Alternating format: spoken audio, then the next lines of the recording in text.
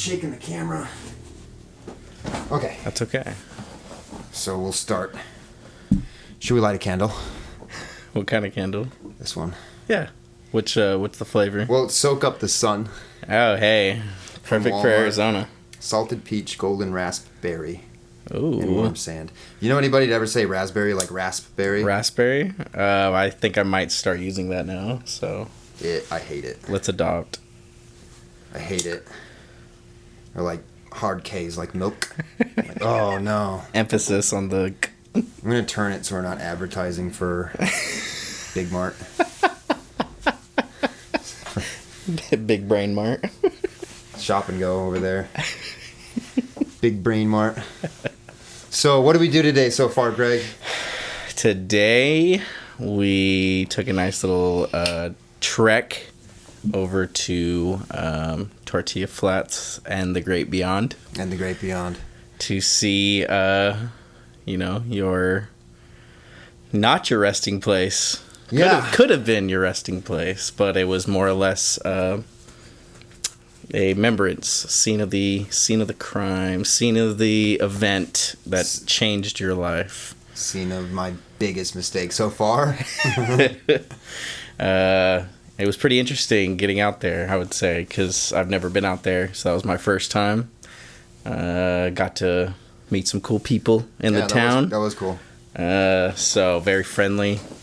Yeah, kind of got to see the vibe. I've never really been out in Arizona a little bit, so it was definitely like a experience, to say the least, to kind of meet some locals who've seemed to have seen too many crashes out there. Yeah, that road lends itself to crashing cars and motorcycles, but yeah, we went to just past Tortilla Flats on the 88 Apache Trail, and at Tortilla Flat there was 3 ladies, super nice ladies, like the owner, Katie, Janet, lady that worked there, and I didn't catch the other one's name. I didn't catch her name either. But she was cool. Jokative. Huh? I said they were jokative. Jokative. Like, I don't know if that's a good word. I'm gonna start using jokative. We're gonna coin that first episode. The fly in the room, literal. Yeah, we had an attack fly. So if you go there, fly swatter's out. They have an attack fly. I caught it, but I let it go because all life is sacred. I didn't want to kill it. I was about to open carry a fly swatter. Yeah.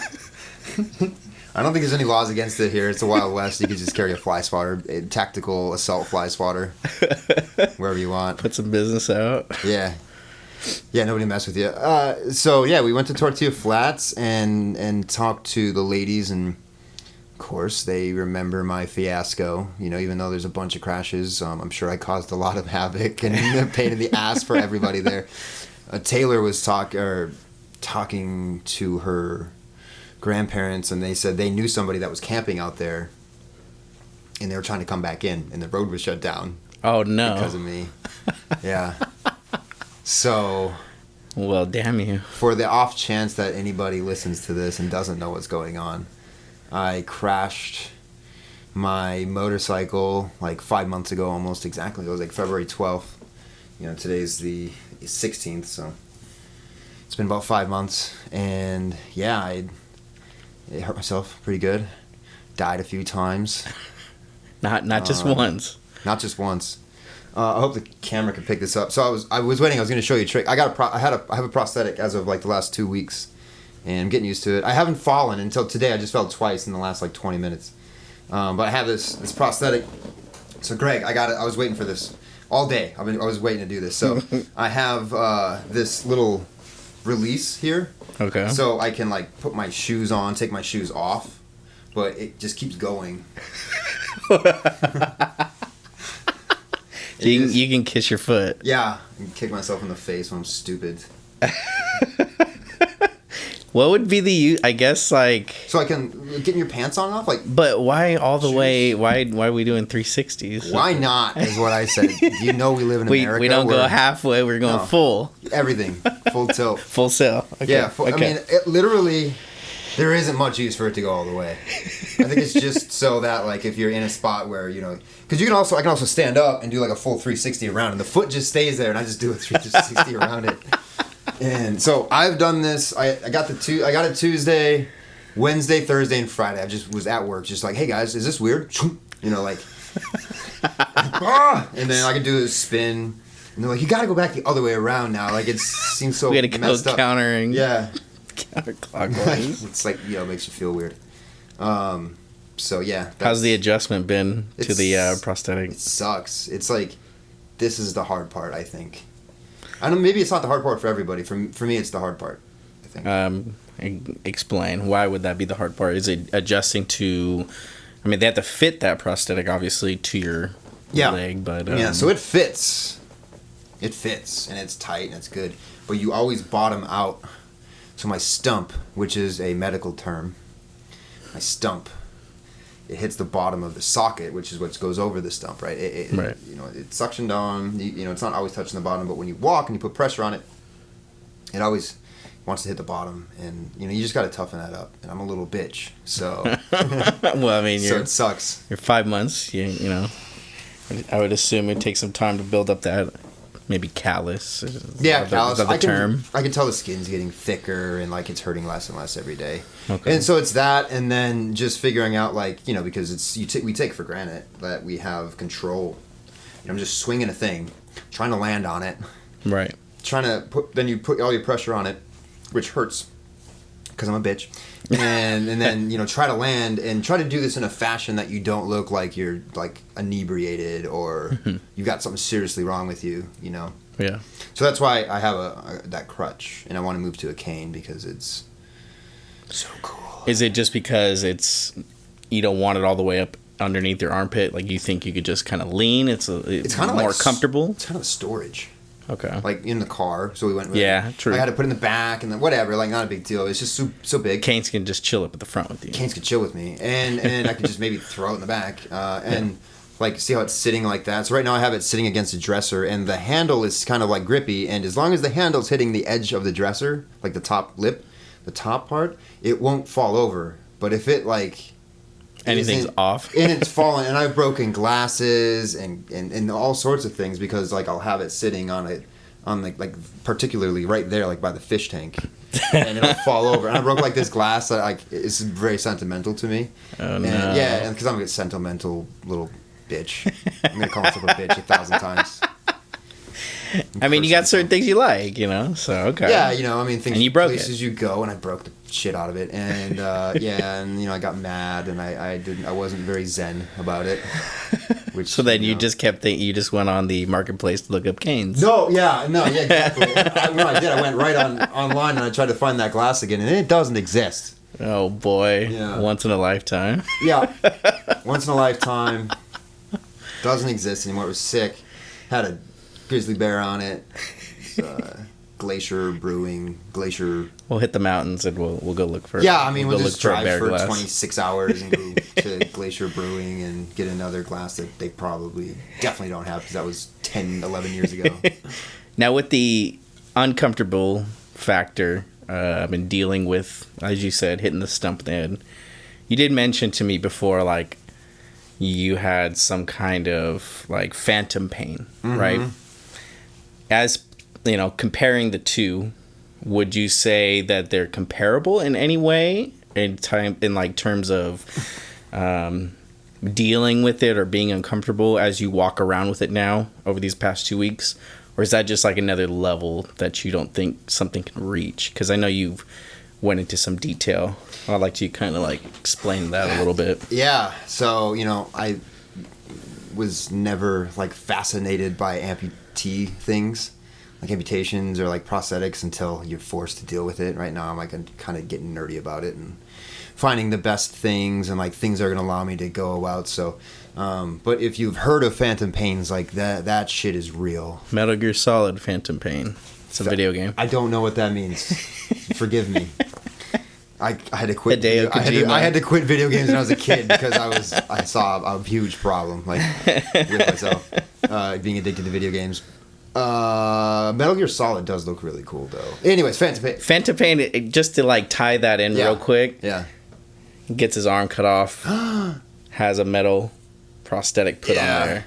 Okay. Feels certain pains. So. Yeah, and that's what it is. I don't know if they don't really know, or like if people it seems to be like a debate, and I'm probably making myself sound like an asshole because I don't know what I'm talking about. But some people are like, "Oh, it's your brain thinks it's still there, and it's like looking for, it's looking for your leg, and you think it's there, so it's or the nerves are there, and they're getting weird signals or whatever." But all I know is that it feels like my foot is right here. And that's what the most uneasy thing about it is it feels like my leg is shorter. Okay. Yeah, it's really odd. And it feels like, when you lick a 9-volt battery, it's kind of like that all the time on like my foot, like top of my foot mostly. That's interesting. And it's like bunched, like kind of squeezed all the time. Right after the accident, it was really bad. It was like pain. This is like uncomfortableness, It was pain, and it felt like somebody had a rope like just between my toes, just like pulling on it, or like my toes were getting chopped off repeatedly, like just this prolonged chopped off, like the feeling, Mm-hmm. And sometimes it would feel like my leg was like hyperextended at the knee, or it was all the way like hanging back, like towards my back side, and that's more just like inconvenient. Right. It's not debilitating or anything. I mean, it could be. Like, if, somebody had a real issue with it, it would be horrible. Like, could you imagine multiple spots? Feeling one spot, but imagine both legs. Or imagine an arm and so A and B, right? Two things, and that two, like, bilateral amputation. So if I was a bilateral amputee, or if I lost an arm, God forbid, man, if you're going to lose a limb, like lose a leg. Yeah. I couldn't imagine not being able to. Bless up to the people that, Seriously, like, have and I'm not, multiple. Everything's just horrible. You don't keep your limbs. But, I do feel lucky that, this is all that happened to me. Yeah. I'm hoping I can get back to some sort of normal status, Well, the ladies at the shop actually kind of gave you some encouraging words because they had somebody there. They did. A maintenance man, I think, is what they were suggesting, who also was in a motorcycle accident. Not in your terms, but had a highway accident, had lost his leg as well. Yeah, we should ban motorcycles. Similar. That's what we should do. Went through some similar things that you had went through. So. Yeah, and they're, and they were just talking about his struggles, and it's so easy to, this didn't happen. He was just struggling, right? But like I could see, thinking about other people, and I had an experience that helped me not be depressed about it, I think. And I could see how people that didn't have that experience like would get really depressed, and she said he just would have down days, and like I have down days, of course. It's like moments, really. Like I did have like a rough Wednesday. For sure. Wednesday was rough for me. Like, we were trying to set up just now, and like everything's falling over, and I'm tripping. I fell, all this stuff. But like Wednesday, I was just in a lot of pain for whatever reason, and I'd work myself up to like I can walk to the printer and grab things, or I can walk to the bathroom or the kitchen at work. And then Wednesday, I just couldn't do it. And it was the first day since I got the prosthetic that I didn't feel like I just woke up and had made progress. Right. Like, it's really weird. I put it on the first day, and I was like, I'm never going to be able to use this thing. Right. And then the next day, I was like, I might be able to figure this out. And the day after that, I was like, this is going to be... You had some hope. Yeah, and then all of a sudden, it's like, boom, and I'm walking with one crutch, and then I took a few steps on my own, and then I walked, like I said, to the printer and the bathroom and stuff, and now I'm just like, I really use the crutch as like a safety thing. For now? Yeah, for now, because, it's going to take some time to adjust, I would think. But I don't want to take time. Patience.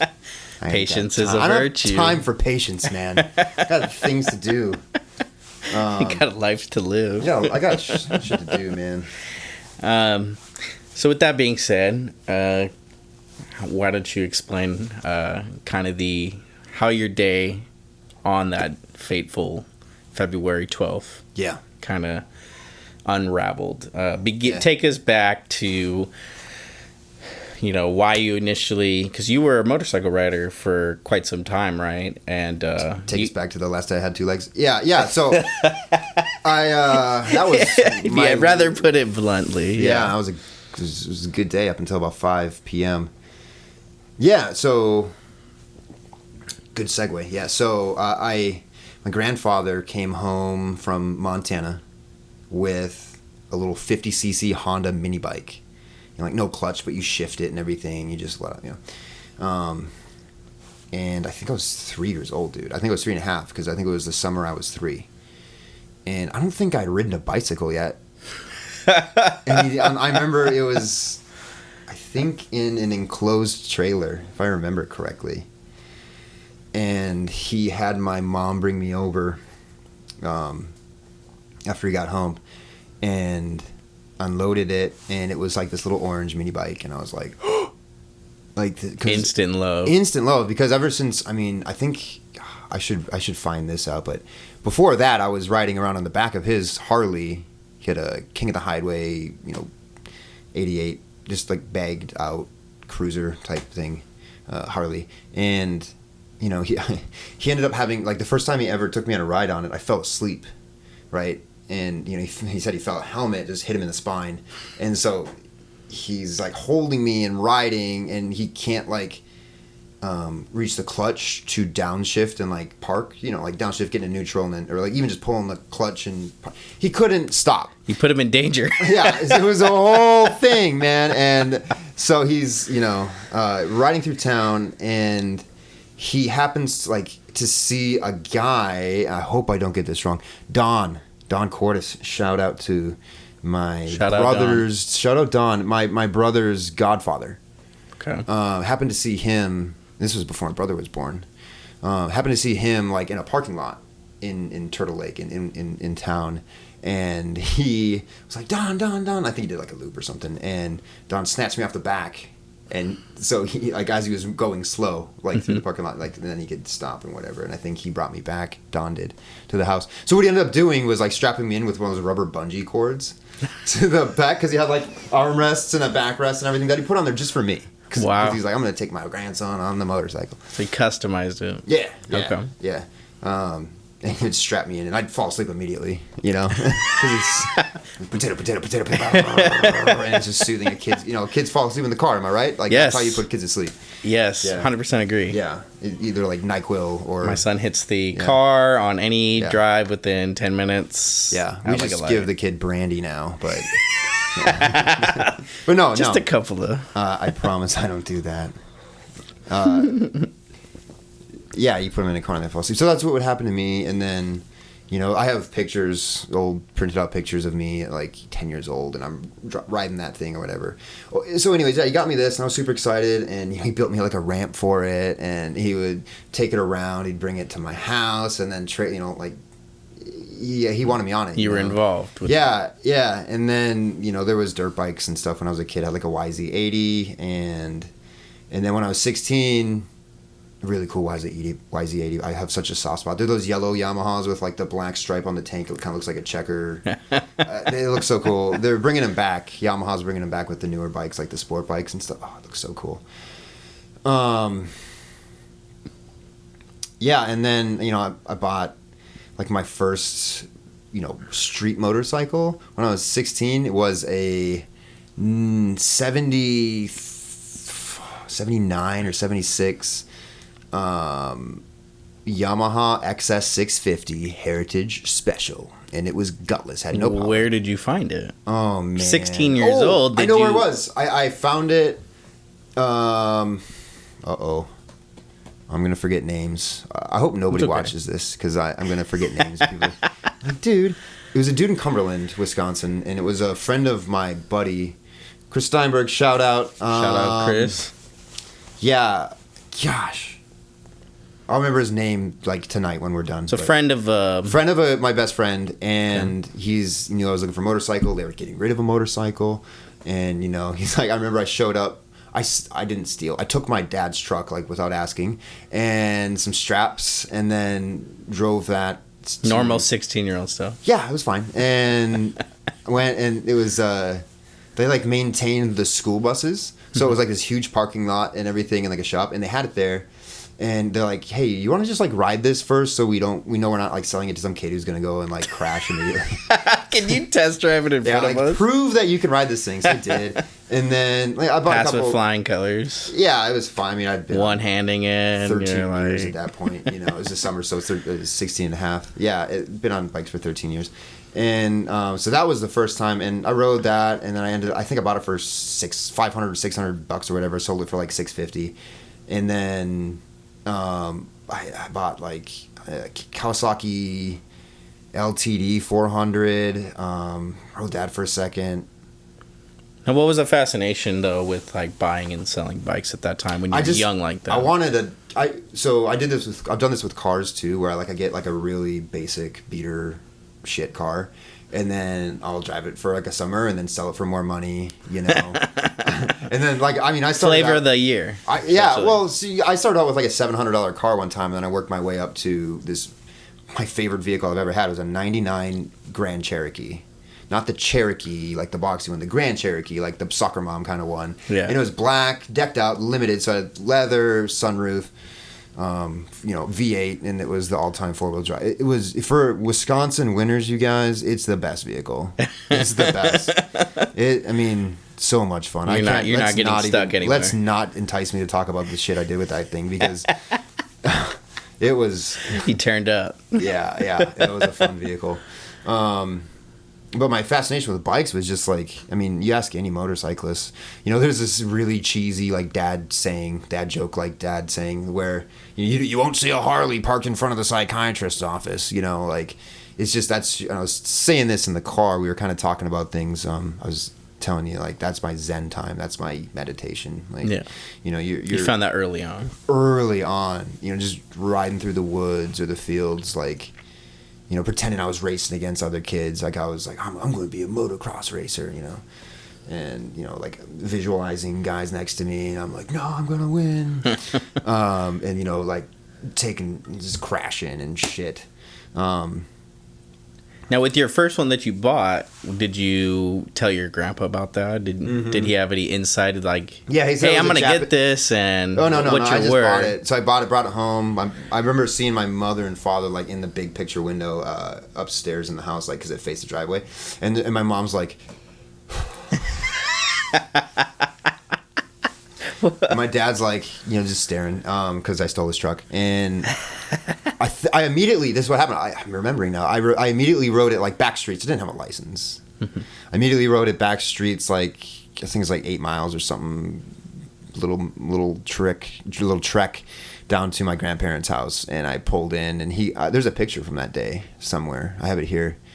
I think it's sitting out in the living room where he's checking it out, and I'm sitting there, and I've got long 16-year-old 2006 hair, Justin Bieber, and like some ill-fitting flannel shirt and like baggy jeans, and I was proud, man. And he's like, "Yep, it's not a Harley, that's a Japanese piece of shit," like. I'm like, oh man. He's all I can afford, man. I can't afford a Harley. He's American made. Yeah, he's like, "You want to borrow mine?" I'm like, "No." No yeah, borrowing. I do, but no, I'll ride this. I want to own my own. Yeah, exactly. It was mine, and I was proud of it. And what happened too was my second bike was it's in the garage right now. It's a '93 Yamaha FZR 600. So it's this inline four sport bike. Just for a guy like me who always has weighed 135 pounds, it's way too fast. Like, and it's old, but with a light person on it, you could go way too fast. Like, you can go way too fast on those things. Sport bike riders, man, I applaud you guys, because I had to quit that stuff. I had to quit that drug because this would happen much sooner.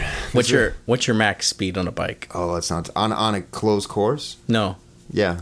Let's talk about it. What's your max speed ever? That you can say you saw the dial and were like, I wow. know that bike in there, that the FZR will do 150. What have you done? 65. Maybe 66 one time. But I know it'll do 150. And I know that when you do that, it's pretty intense, because you get sucked to the bike, and like the dotted lines become just a solid line, and it's... Kids don't ever do that. Like, reaching speeds of, let's say, like the fastest I've ever seen on a highway is 75, right? Mm-hmm. You're That's reaching speeds at 90 and 100 and over what's the change? Because we're all in cars, you know, if you're not a bike rider. What's the change? Well, you'll notice it in a car if you go that fast too. It's like I said, it's like, well, first of all, things just fly by you. But like the center line, if it's dotted, like it'll just become like a solid line. Do you become more? Yeah, so there's like a slipstream, airstream, like air going over you, and you just become sucked to the bike. Like you don't want to go that kind of speed if you don't have a windshield of some sort. Gotcha. You know, it'll be horrible. It'll be not enjoyable. But no, to be real, I don't do that. Like I have settled down, and you learn. I never did that anyways. Yeah. No. Yeah. Well, maybe. Don't. Yeah. If you ask my girlfriend, she won't say that, but definitely. But yeah, I got out of that just because like if you have the power, it's really tempting to use it. Right. You know, and you know, again, bring my girlfriend into this. Taylor, you could ask her right now. She'd say that she would be more comfortable in the back of a motorcycle with me than in a car with anybody, because I really was like kind of boring. Like not really boring. I had a lot of fun, but you know, I wasn't like on a Gixxer 1000 just getting money and, you know, tearing up the corners or anything. Like my Triumph was a cafe racer. It was very cool. It was very sporty. You're in a sport position. You could take corners pretty easily. You know, it was a quick bike for how it was set up. But you know, I had no interest in going super fast anymore. You know, it was just it was more about the zen of it. You know, it really is like, you know, the do's and don'ts. Maybe. Well, obviously not. Well, I ended up with a metal leg. Well, to some extent. Yeah, so what happened that day was, question you asked me like 45 minutes ago, and I started talking about other stuff. What happened that day was, that's why I got into my grandfather, because he got me started on motorcycles. He was this amazing, just powerhouse of a human being. Like, the most loved person I've ever met in my life. You know, everybody that knew him, like, loved him. He was generous and nice and hilarious and so fucking intelligent. Like, you know, I mean, it's cliche, but if I could become half the man that he was, oh, I'd be so happy, you know. You had a special bond. Yeah, well, that too, you know, because he really was there for me all the time, you know, and he showed me everything. Like, everything that's, like, good about me. Like, any of my good characteristics are probably solely because of him. And all my bad stuff is probably very minimized compared to what it would have been without him. Right. You know? He just was this wise dude, like, Freemason, you know, like, never told anybody, that kind of, like, he's not one to brag about anything, just humble, like, what I want to be, you know? Right. What you're striving to be. Yeah, hopefully. But, and, you know, he just loved his toys. He was a Ford guy, multiple muscle cars and things. And, you know, so, like, the car, like, I learned to drive a car when I was way too young, you know. And 65 Mustang was the first car I ever drove. Like, you know, sitting on his lap.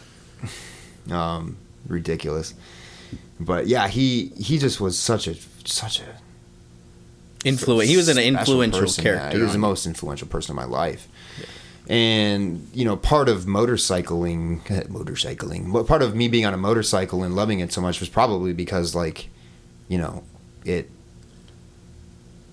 drew me back to this time in my life where, like, I was discovering new things and, like, learn, because he taught, you know, you learn so much when you're a kid and you stop learning as much. And, well, I mean, the day you stop learning is the day you die. That's right. Right.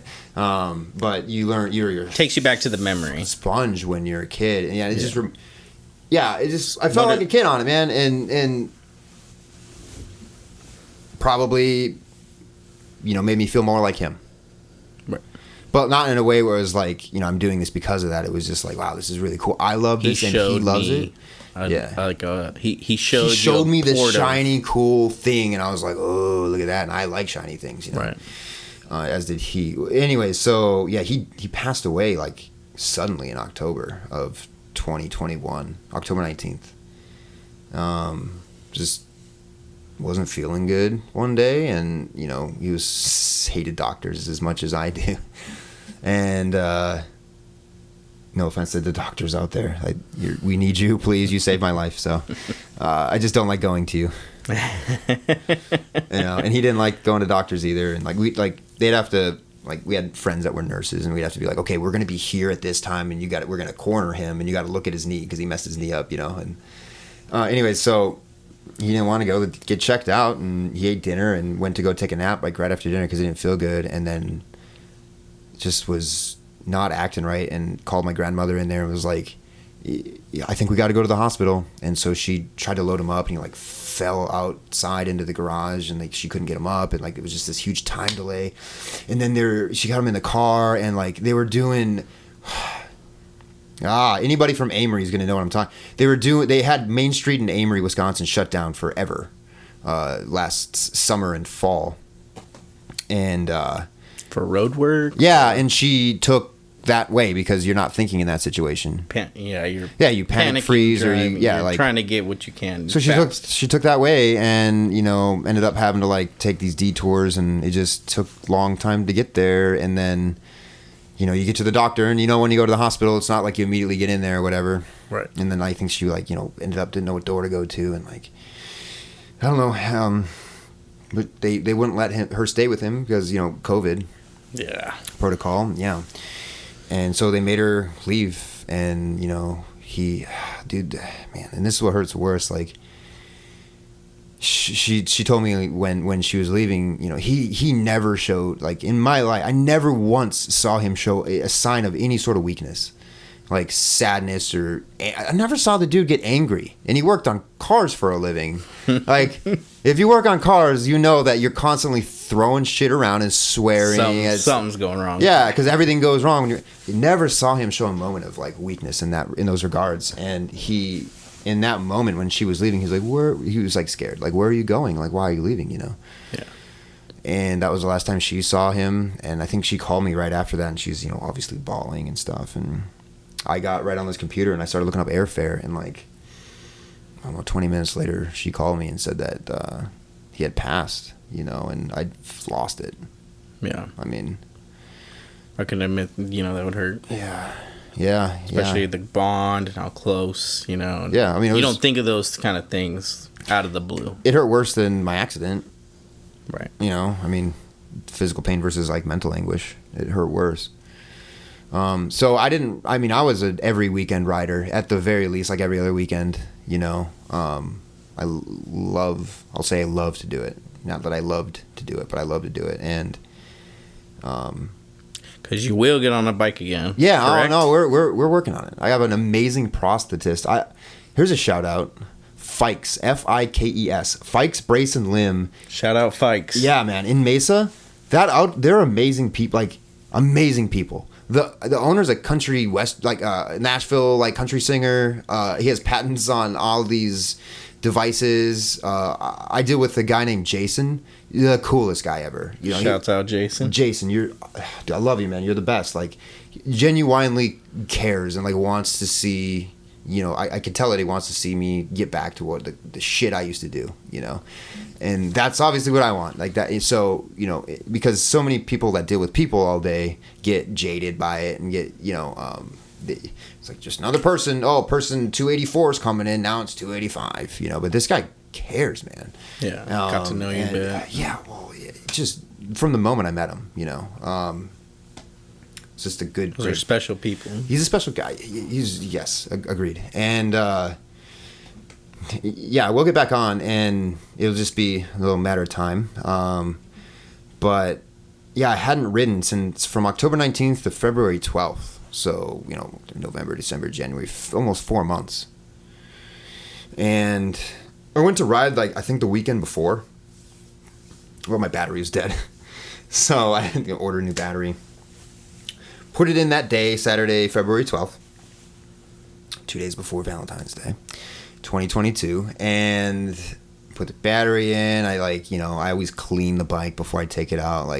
You could eat dinner off of that thing. I kept that bike so clean. It was just stupid. And I took off, had all my gear on, everything from, helmet, jacket, gloves, jacket with armor, obviously, gloves. Wear your gear, guys. Did you have a destination of where you were going to go? Yeah, the end of the pavement. End of the pavement, Apache Trail. It's my favorite ride. I mean, it's top 10 motorcycle roads in the country probably, and we live right at it. We live right at the start of it, you know. Like, that's why I moved over here. We were living in Chandler and Gilbert and stuff, and we saw this house, and I was like, this is right by the Apache Trail, you know. Like, I'm like, babe, I think we should get this house. I think we should rent this house. Like, no, it's kind of far away. No, we're right on the freeway. We'll be able to get anywhere. And like in the back of my head, I'm like, Apache Trail. Like, I'm gonna ride that bitch all the time. And I already had the Triumph right before I moved in. So, but yeah, I mean, I've probably done that ride 50, 60 times or something like that, and. You know, I tell people, and I told you, like, I was pushing it a little harder that day, but I wasn't being really irresponsible or anything. What really happened, so stopped at the Tortilla Flats at the restaurant, left there, went all the way to the end of the pavement, which, you know, it's like a total of 22 miles after you get on the 88 there, the Apache Trail. And when you mean end of the pavement? So the dirt roads, it turns into just dirt road after that, and it's this amazing... legendary scenic drive that you can go camping, and you can you know, we brought kayaks out there and camped out in a tent, and like, you know, there's like tarantulas, and like, it was just the coolest area. I mean, and you can't go out there anymore because this, you know, mudslide happened or whatever and took out the road. You can only go to Lower Fish Creek Hill, this like lookout, and then there's a gate and you can't go any further, which is a shame because I mean, I'm sure there's some reason that we haven't been able to fix that road yet. But, I mean, you know, there's a petitions marina out there. Yeah, sign the petition, you guys. I mean, you know, people say, I don't know, and this could be totally valid. You know, there's no vegetation or whatever, so if they rebuild the road, it'll just wash out again. But I can't imagine that there's no vegetation. The fire was like 3.5 years ago or something. And, you know, then the washout was like 3 years ago. Fire was like 4 years ago or something. I don't know. Don't ask me. But yeah, it's like there's marinas out there, and there's just like the people that are outdoor enthusiasts, you know, and can't want to camp or hike and just even go on a drive. Like, you could take your, you know, elderly grandmother in, like, you know, my Suburban, and she can see the most amazing scenery, and you can be back that same day. Yeah, you know, not too far. It's like 6 hours total. You'll be gone, and it's just, I mean, you know, my buddy Chris, when one of the times when he came out, we took my Pontiac Grand Prix. This is a 2004 Pontiac Grand Prix. Like, you took that out there, you know, multiple times, but we like went off and found like these caves and stuff, and like these needles that you could like hop and like sit, and you're just like in the sky, like. Amazing. Like, that's God's country, man. It's just amazing. And like I was telling you in the car too, it's like there's some weird energy out there too. It's just like so positive and chill. Yeah. But yeah, we can't go out there. So if you Google it, or I know Tortilla Flats, like their Facebook page, they posted like maybe a month or two ago or something, like the petition. I think if you just Google "Save the Apache Trail," like it's probably saveapachetrail.org or something. But in fact, we could look it up here. But sign that petition. Like, get the government here to know that we, you know, as Arizonans, it's cared for. Yeah, as Arizonans, and even as people that might visit Arizona, like, we want this fixed. You know, like, I have to do more really to raise awareness about it, because, you know, I've shared some things or whatever, but it's. And they spoke very highly of the ladies we talked to today. Spoke very highly of it. That it's amazing, man. It's a landmark for them as well in their community. Legendary is the right word. Like, just epic, you know. So that's where the pavement stops, and the dirt road starts. So I always go out there. There's like this little parking area that's dirt, and I always sit there and, you know, hit the vape a couple times, you know, just take in the grand view that you have. Take a picture of the bike when it's sitting, you know, like there's cliffs and mountains, and it just looks epic. And then I took off back towards Tortilla Flat. About what time? I bet it was like 4:45, because I know that the crash happened right at 5, because I had my watch on. It's like 5 o'clock. I crashed my bike. But so coming back and, you know, having fun, like spirited riding, as they would say in the UK, I think, spirited riding. And, you know, you ride spiritedly, but not dangerously, just spirited. And I came around a corner, a right right-hand corner, and then a left-hand kind of little sweeping corner, and the sun was, 5 o'clock February, it's low already, and it just totally blinded me. And when you like look at a bright light and then you look into darkness, like you can't see anything. And I started to sort of slow down. I have this all on GoPro. You've seen it. And I didn't slow down enough, because when I finally like went into the shade and I wasn't being blinded and then my eyes adjusted, like I was in this. It's not a 15 mile per hour curve, but it's like a 25, and I'm not doing 25. What'd you guesstimate? 26. I don't know, maybe like 40 miles an hour, 45 miles an hour. Okay. Because it's straight. You saw it. It's straight there for a while. Yeah, you go down a little. You go down like a little incline. Yeah. To a bend, and mind you, he took me out to there today. He's about 2 to 3 little bend turns, and we're right back at the restaurant. So he's right there. Yeah, and it's putt the entire way after that, after you get to the restaurant, because that tortilla flat, because there's traffic and things. And we saw, how many cars did we see when we were out past one car. So, you're not, you're always expecting it. You're always expecting to come around a corner. Like, you don't like cut into the other lane when you go around a corner, because the time you do that is the time that there's going to be some truck to hit you. Yeah. So you just don't do that. You'd be smart. But it allows for just more spirited riding, right? Like, not dangerous, you guys. Like, just more fun,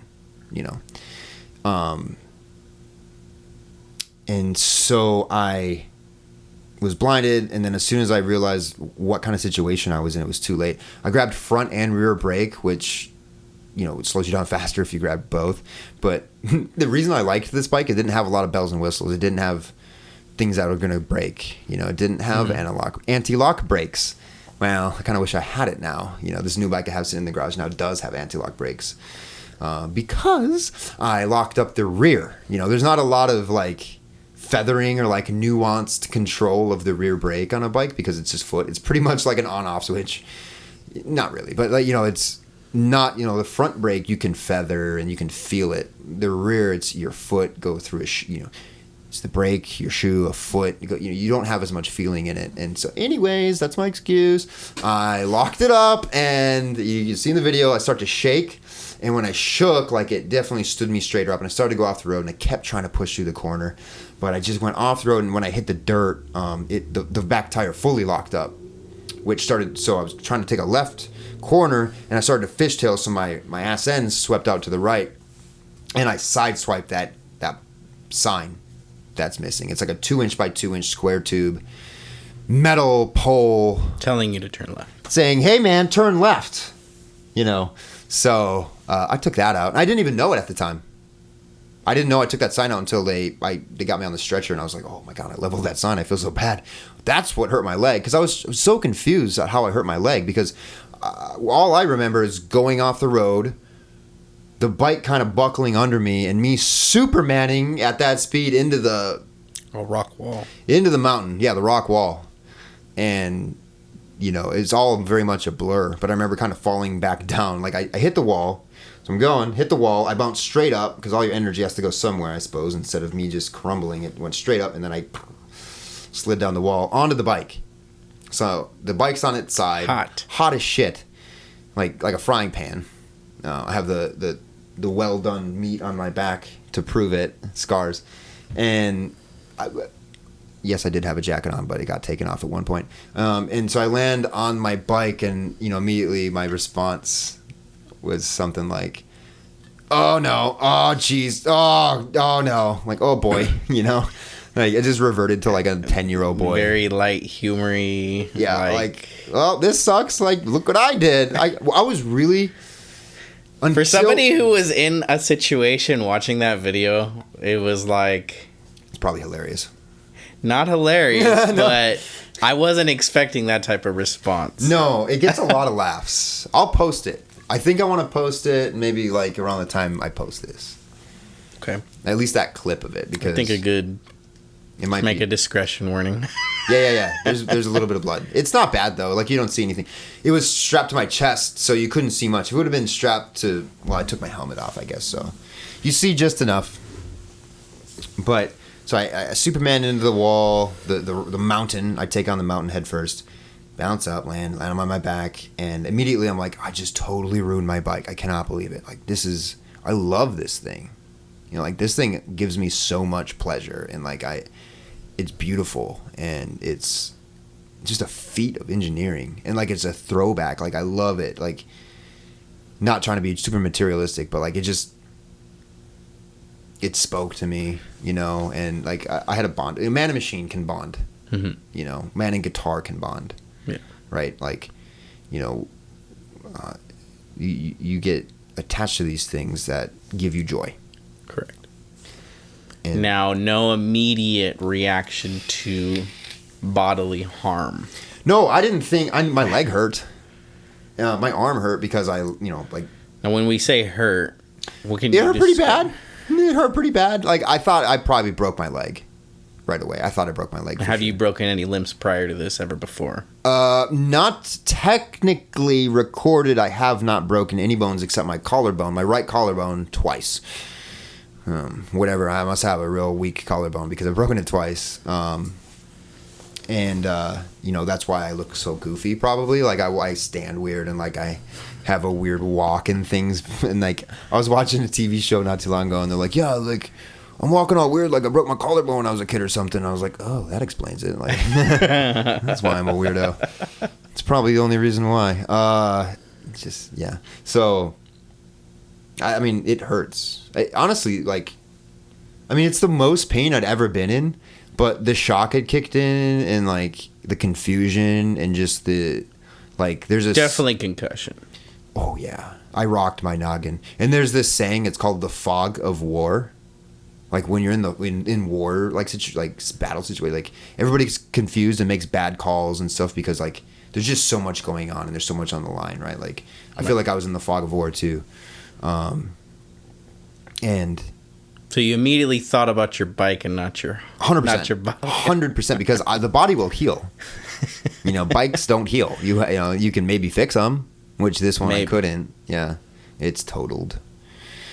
But yeah, so I'm laying there and immediately like oh god, you know, like that hurts, and I do like a quick like just check of my body, and everything seems fine except my leg, and I had my helmet on still, if I remember correctly. I had my helmet on still, yeah. And you can see tree shrubbery. Yeah, I'm like in the shrubs, dude. There's branches come in my face. There's still my helmet's hanging up over there. There's still sticks like wedged into like little crevices in the helmet.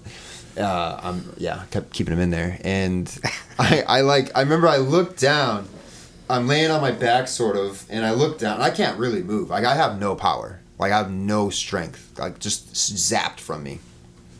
And I grab my knee and I like move it to my right leg, and I grab it at the knee, like just above the knee, and I move it to the left and kind of lean to the right, and my leg was, I could see like my pants were ripped to the point where I could see my skin all bloody and like lacerated, and my leg was turned around looking at me, you know, like 180 degrees, and it like wet noodled. This is the best way to explain it. It looked like a wet noodle, like just bloop, bloop, bloop, bloop, bloop, bloop. Like it's just like I'm like, oh, that's not good. Like, you know. And at the same time when I did that, I noticed that I was just squirting blood out of the inside of my knee onto like the mountain, right? Like I severed my artery, and I'm losing blood like a son of a bitch. And immediately like, oh, it's time to act. Like I got to do something. So I rip my helmet off, and I try to squeeze my leg, but like you just don't have power in those situations. Right. And you get really fatigued, like really, really tired. And you know, I'm like grabbing, I'm like, oh, what do I do? And I heard a car approaching, and I went to wave my hand. I'm on my back, right? And I went to wave my hand like, help, help. And I just was like, help. And my hand just collapsed behind me. Like I had no strength. And they drove by. They just drove by, you know, Saturday leisurely drive. Like, I don't understand how somebody cannot. I'm hoping they didn't see me. I'm thinking they didn't see me because. But I mean, it's still daylight. sun was going down. Yeah, no, I mean, people aren't. I mean, when I drive, I see people. I'm like, hey, and then they just drive by. You know, You see somebody on the side of the road, help them, please. Stop. Especially if they're if they're in a situation where it looks like they might be in distress. Like, yeah, I mean, we don't just chill on our bikes unless it's a bicycle, right? Even then, it might be a little weird. I know I look mad sexy just laying there on my back on my bike, but that's not a normal thing. So you should help people like that. Like rubber side down. If your rubber side isn't down on a bike, you have a real problem. Like you should help somebody if their rubber side ain't down. And maybe 5 minutes passed, maybe not even. And time is of the essence at that point. Yeah, when you're bleeding out like that. And I tried to reach into my cell phone because I carry it in my front pocket when I'm riding, because I would have my headphones in and listening to music. And I don't. And also, if it's in your back pocket, it could fall out very easily. Right. And I can kind of control the volume right here too, like just through my pocket. But anyways, I couldn't get my phone out of my pocket, man. Like, because I wear 511s. Levi 511s represent. And you know. Skinny guy, skinny jeans. Okay. People give me so much shit at work. They call me skinny jeans at work. They called me skinny jeans. Now they call me like one leg, which is pretty awesome. But yeah, I couldn't get the damn phone in my pocket, and I had not given up or anything. I was just kind of like, what's my next move? You know, I really was trying to like bend my legs straight so I could, because my legs were bent up, like kind of sort of fetal position, but on your back. And that's why I couldn't get it out. Like, if I had all my strength, I could have, yanked it out of there. And I was trying to straighten my legs, and I just couldn't, man. Like the pain and like just the inability. Like it was like they were frozen. So as the minutes ticked by, I thought I was gonna die. Things are happening, right? Yeah. Blood's getting lost. It's squirting. What are you thinking about in your head? Is because initially you did the wave, they passed. Mm-hmm. What are your thoughts? A lot, like racing thoughts. Am I seriously gonna die out here? Is this seriously how this ends for Justin? Is this how Justin dies? Like remember that time Justin died because he freaking, bled out on the side of the road? Like, with motorcycles and guns, like those are the two things I don't want to die from. I don't want to be a statistic, that count towards those, because they're two things that I enjoy, and I think that people should be. If you're into that, like you get it. If you're not into it, I understand how you don't get it. I get it. I'm saying the same thing many times. I understand that, like, if you're not exposed to like motorcycles, how they could look like, you call, like, I've heard them called murder cycles, and I get it. But the joy that they bring people, I mean, like, it's a hobby. It's more than that, I think. I mean, it's a lifestyle. For some people, it's a lifestyle. Yeah, for sure. For some people, it's totally a lifestyle. For me, it's like, it is my yoga. It's my meditation. It's my happy place. It's where I go to if I need just to reset my brain. That's what does it. Take a ride. Yeah. I mean, I've done just, that a year ago,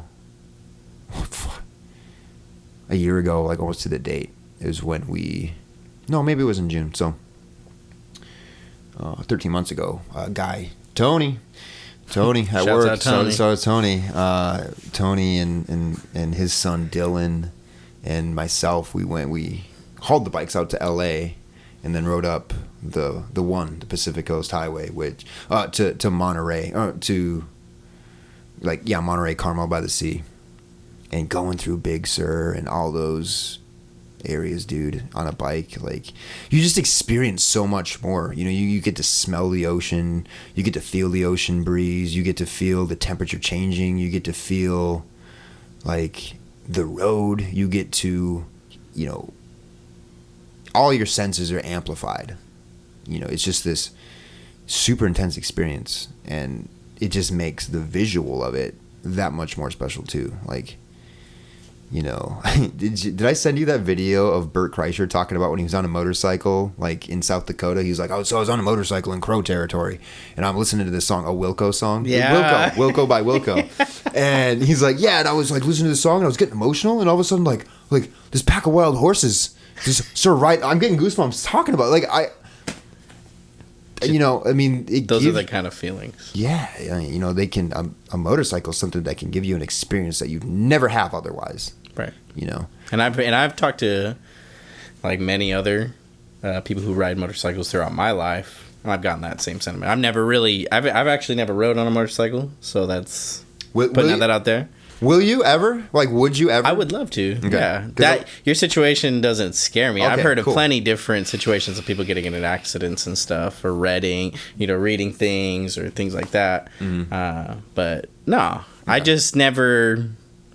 You know, I'm a person that I had like you've had an extra bike this whole time. Yeah, we've never rode. Yeah, and now I'm like, damn. You know what I mean? Yeah. But situations like that, I've just never. I don't know. I've just never put myself out there to do it, but I would love to. You know, those are because of those kind of stories that I've heard before. Yeah, I mean, even to this date, I'm sitting here with aircraft grade aluminum and titanium and plastic leg. I mean, the goods outweigh the bad still, and I can't ride right now. We technically don't know if I ever will again. I will for sure, but I think it's possible. no, I'm going to. You know what? Like, let's talk about. I knew I wanted a notepad. I want to talk about Mike Schultz in St. Cloud, Minnesota, with Biodapt. He's doing some. We'll talk about him. We'll talk. Okay, we'll circle back. Circle back. All right. We'll circle back. Mike, you're a pure soul. You're on deck. You, sir, are doing some really cool things. And I see you, dude. I see you. But circling back. So going back. You're sitting there. Car passes. What I'm thinking. What you're I'm thinking. thinking like, this is how I die. I'm not going to be around. Like, the biggest thing I was thinking about was my daughter, Willow, 3 years old, just turned 3. You know, I just turned 32. So literally what I'm thinking about is her, like, talking to her friends, or, like, you know, explaining to her whatever, friend, boyfriend, whatever, like, yeah, when I was 3, my dad died in a motorcycle accident, and that's why I don't ride motorcycles, or that's why, like, you know, I have this issue, or whatever, you know, and, like, there's so many things that I want to show her and teach her, and, like, all that was, like, that my opportunity was gone. I totally just fucked up that. Like, I wasn't too afraid of dying, even at that point. Like, I hadn't gained I haven't accepted dying, or met my peace with it. But that's what I was worried about, was not being around for her, you know. So time passes. You're still sitting there. A couple. And how long are we talking time passes? A few minutes. I think within like 6-7 minutes, this couple. Oh man, I told earlier. I said this is gonna happen. I'm gonna forget people's names. So I have this thing, and at work, I deal with a lot of people. Like, this is hilarious. I'm gonna say this. I'm a safety guy, so I tell people to drive safe and shit. Yeah, I'm a safety guy, and I just see so many people, and I don't remember anybody's name, but I'll remember their face. But crap, and I'm gonna get in touch with you guys right now, because I feel so bad that I haven't been communicating with you guys. I know Taylor does with Emily. You can punch me in the face if I'm wrong with your name, but they stopped, and you know, on the video, you see it in the video, hear it. He's like, "Hey, buddy, you okay? Like, you need to call 911." He's like, "Oh my God, Emily, call 911," because he saw my leg, you know. He's like, "Hey, man, you're gonna be fine. You're gonna be fine." I'm like, "Yeah, I hope so," you know. But they called 911. I know Taylor's number, so I gave her that, and she called Taylor, and they just stayed with me. And like, some other people stopped. This lady that was like on vacation from Germany stopped, and she's like, "Your helmet saved your life. Like, good job on wearing the helmet." And I'm like, "Yes, thank you."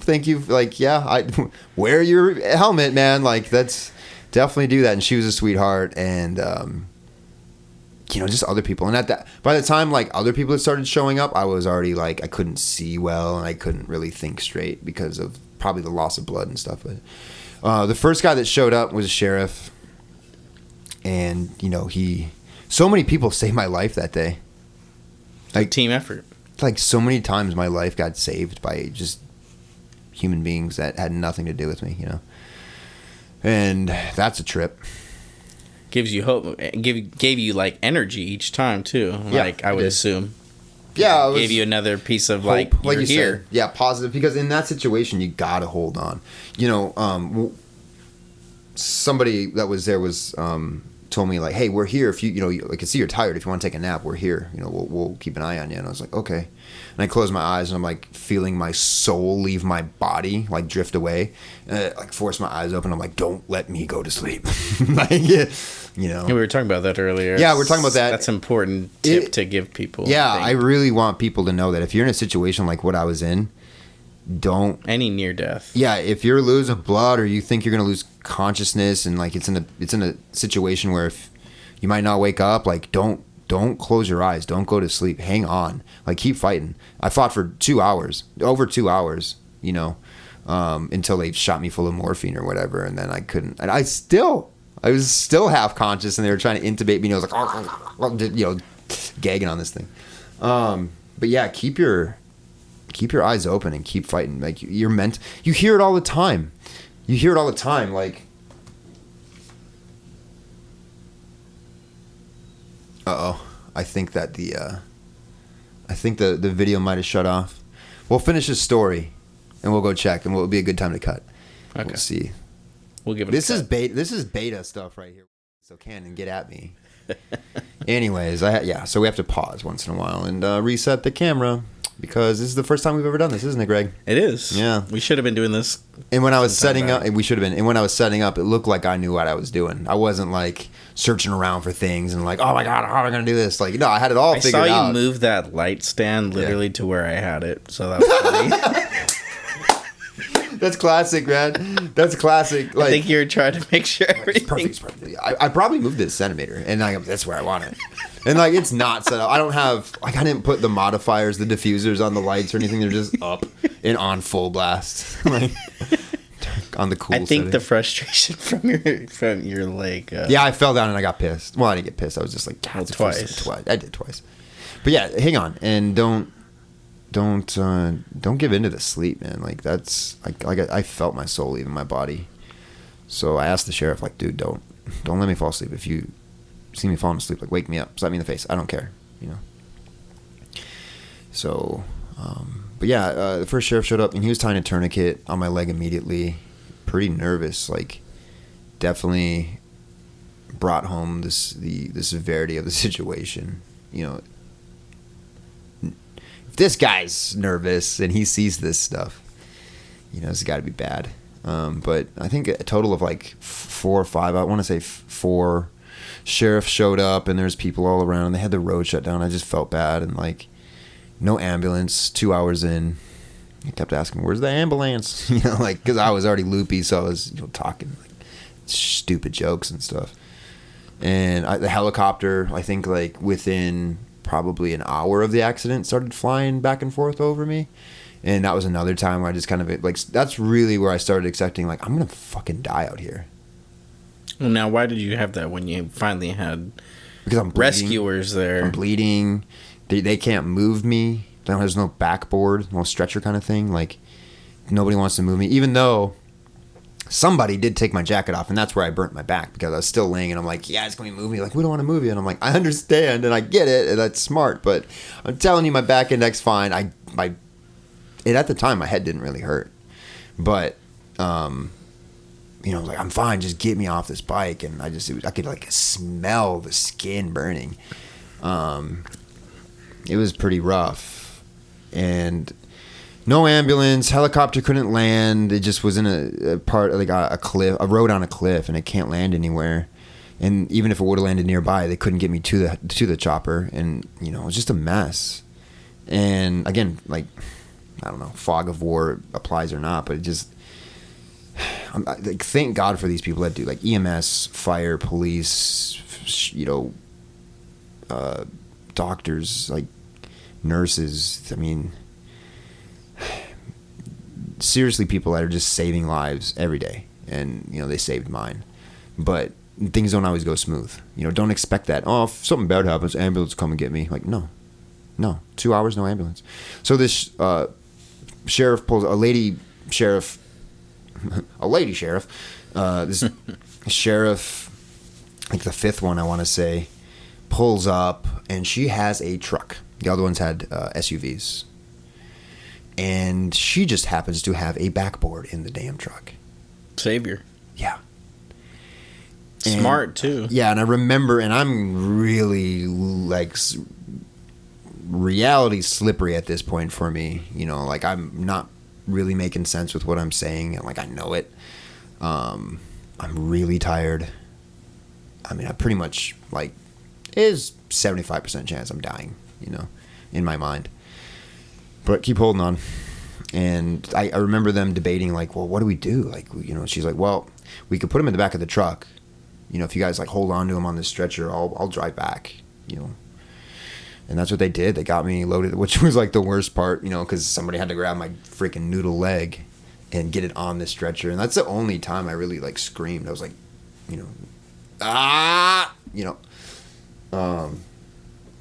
that hurt. And I remember they got me, and when they lifted me up, that's when I saw the sign that was leveled. I'm like, that makes sense. That's where this leg injury just came from, because I couldn't compute how the hell I destroyed my leg. Like, it didn't add up. So, well, that made sense. And then after watching the video, it really made sense that I sideswiped into it, like hit it almost, probably like at a 45-degree angle, traveling. My vector was traveling right at it, but I was at a 45-degree angle. Which is interesting. It kind of ties into something else. But anyways, saw that. They got me in the back of the truck, and this lady took off down that road we were just on. She tore that road up with that truck, dude. I'm like, we're all going to die. But thank you. Like, and you've seen... I'm exaggerating, by the way. You've seen it with, like, somebody go off the side of a cliff. I have before. About, like, I want to say probably 6 years ago. I was riding with my good friend, good buddy, Roman Morales. Big shout out. Shout out Roman. Look up Roman the Country, like Roman, Roman, Roman the Country. He's I'm gonna get sidetracked again. We just during the break, I was, talking to Greg about how much I sidetracked, but there's a really good story here.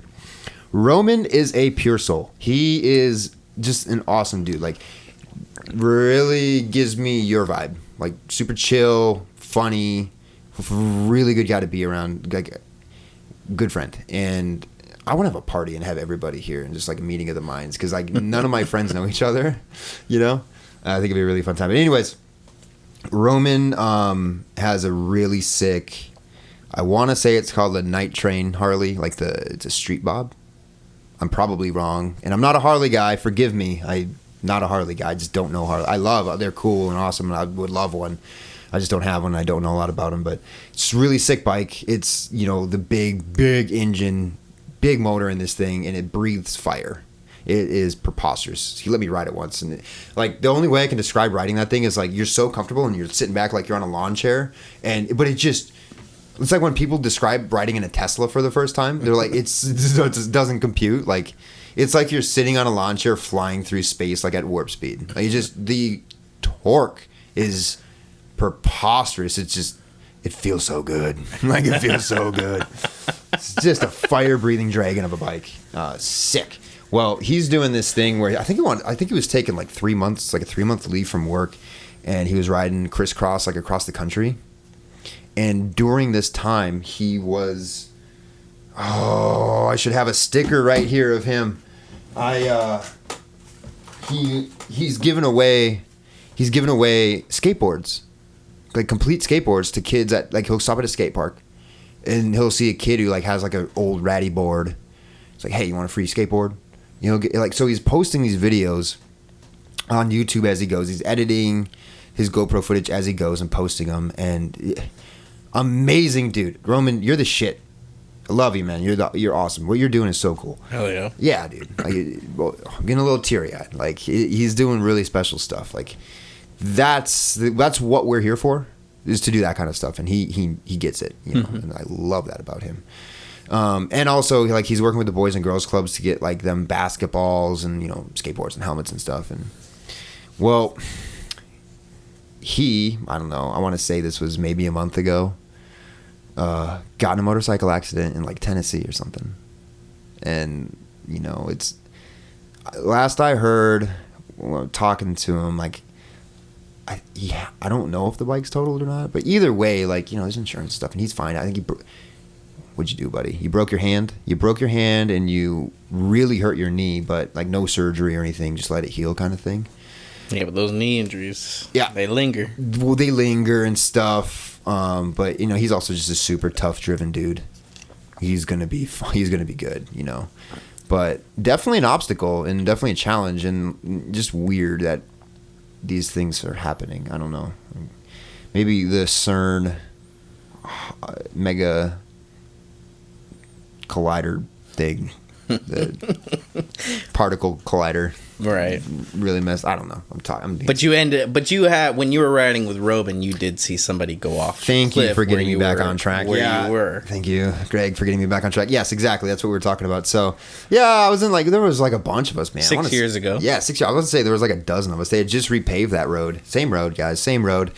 And I was in the last position in the very back, and I like to be back there. And we caught up to 2 other bikes. And this younger guy on a old Sportster just right off the edge of the cliff. We make those jokes because he's okay. He's okay. He's fine. He was fine. He went down this embankment through brush and cactuses and rocks and stuff, and he was still on his bike, facing up the hill, and like just frozen on his bike when I went down there. You got off to. Yeah, well, I mean, you know... go help somebody. Go help people. Yeah, go help people. Like, so immediately, you know, I was like, this dude needs help. And I went down there, and he was fine. I thought I was going to see a bloodbath, dude. Like, I was nervous. But I remember he was on his bike, like, hugging around the frame and the motor. And, like, I lifted up his visor. I'm like, dude, are you okay? Like, he's like, I thought I was going to die. Or like, did I die? He said something like that. And I was like, no.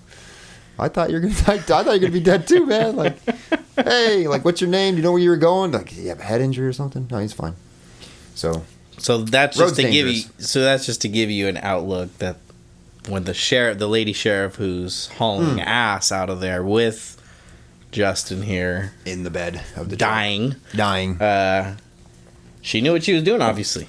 Yeah, I think there's specific. Well, and even they said that at Tortilla Plant there. I think there's specific officers that like are assigned to that area, and so they probably know that road. She really drifts well that. Yeah, I'm sure she does all the time. Yeah, night drifting. Yeah, and you know, to be honest, I know that road very well too because I've done it so many times, and like I knew I was coming into a corner, and I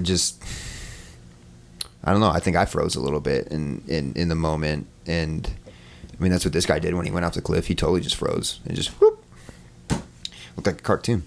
But yeah, so she gets me in the back of this thing and this truck, and like there's 4 guys holding, like, you know, 2 on the right, 2 on the left side of me, and they're holding me front, and 1 in the front, 1 in the back. 4 guys around me, so I'm not just sitting on the metal bed of the truck bouncing and sliding around and stuff. And I remember just watching the sky, and it's getting definitely gonna be dark soon, like already kind of dark, and just getting, it's hard. I was really losing it towards the end, but I think we almost got back to Apache Junction for non-Arizonans. And we passed the ambulance that was supposed to come and get me, like right before we got to Apache Junction. And we stopped, and then they got me in the ambulance, and I think they like put fentanyl in my arm or something. Didn't do anything, you know. So I got a nice ambulance bill. Happy to pay it. And my insurance company's happy to pay it. And then they, you know, I was in there for maybe like 3 or 4 minutes, and they got me to where the helicopter could land, which might have been that substation in AJ, right on the 88. Like, I don't know. I have no clue. Like I was really. So I remember them getting me in the chopper, and there's two nurses behind me, and one they were just angels. One was holding my hand, and the other one was talking to me, or they're both talking to me, and I'm sitting like on the stretcher, laying back, and the pilot's head is like right here. His head is like basically at the carnage of my leg. And I'm like, I feel so bad. I'm like, hey man, sorry for the view, and like. And when we took off, like, I've been in helicopter. Have you been in a helicopter? Never been in a helicopter. It's loud, but like, it's cool. And it was dark by that time.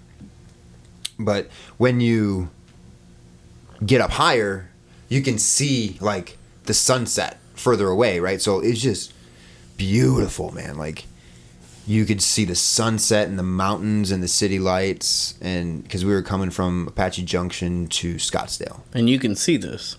I can see through the windows and stuff, Okay. like everything. Yeah, because like I was up pretty high. Like I didn't have much different vantage point than the pilot, really. Okay. And there's no room in those things. When they shut that door, like they jam you in there and like shut it. It was like there's no room. There's no room in those things. So. Flying, and that's when I really was like thinking that I couldn't hold on any longer.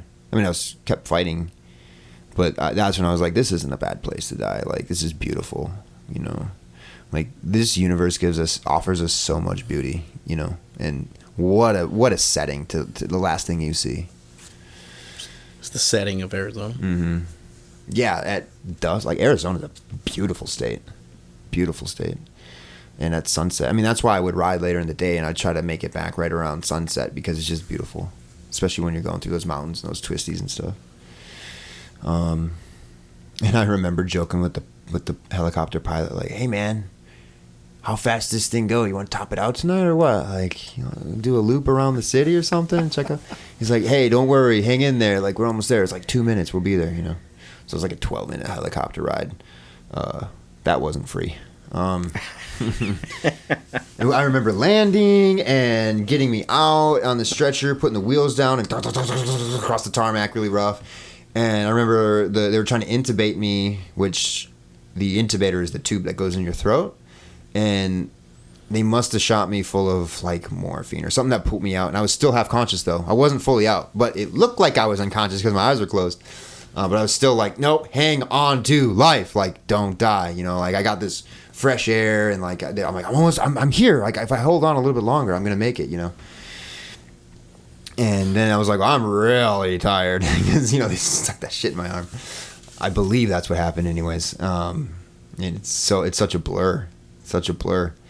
But I remember like they were trying to intubate me and the two nurses were like arguing over my dying body. Like, you can't intubate him. She's like, I know. And like my last thought was like, well, I'm in good hands. They care. They care. They're It just was like, oh, of course this would be me. Like I'm the guy who like when we go out to eat, like they forget my food, or like I go to use the debit card thing and it doesn't work. Like it's just shit goes wrong, man. Like I have this weird energy or something. Like I don't know. But yeah, that was the last thing I remember. Before eyes closed. Before I lost consciousness.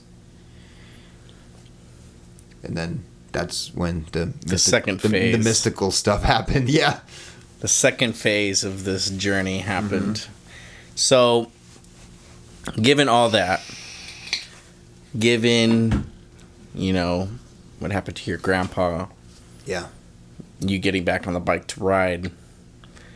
You getting injured. You never sustained an injury. I've never crashed a motorcycle. Prior to. Yeah.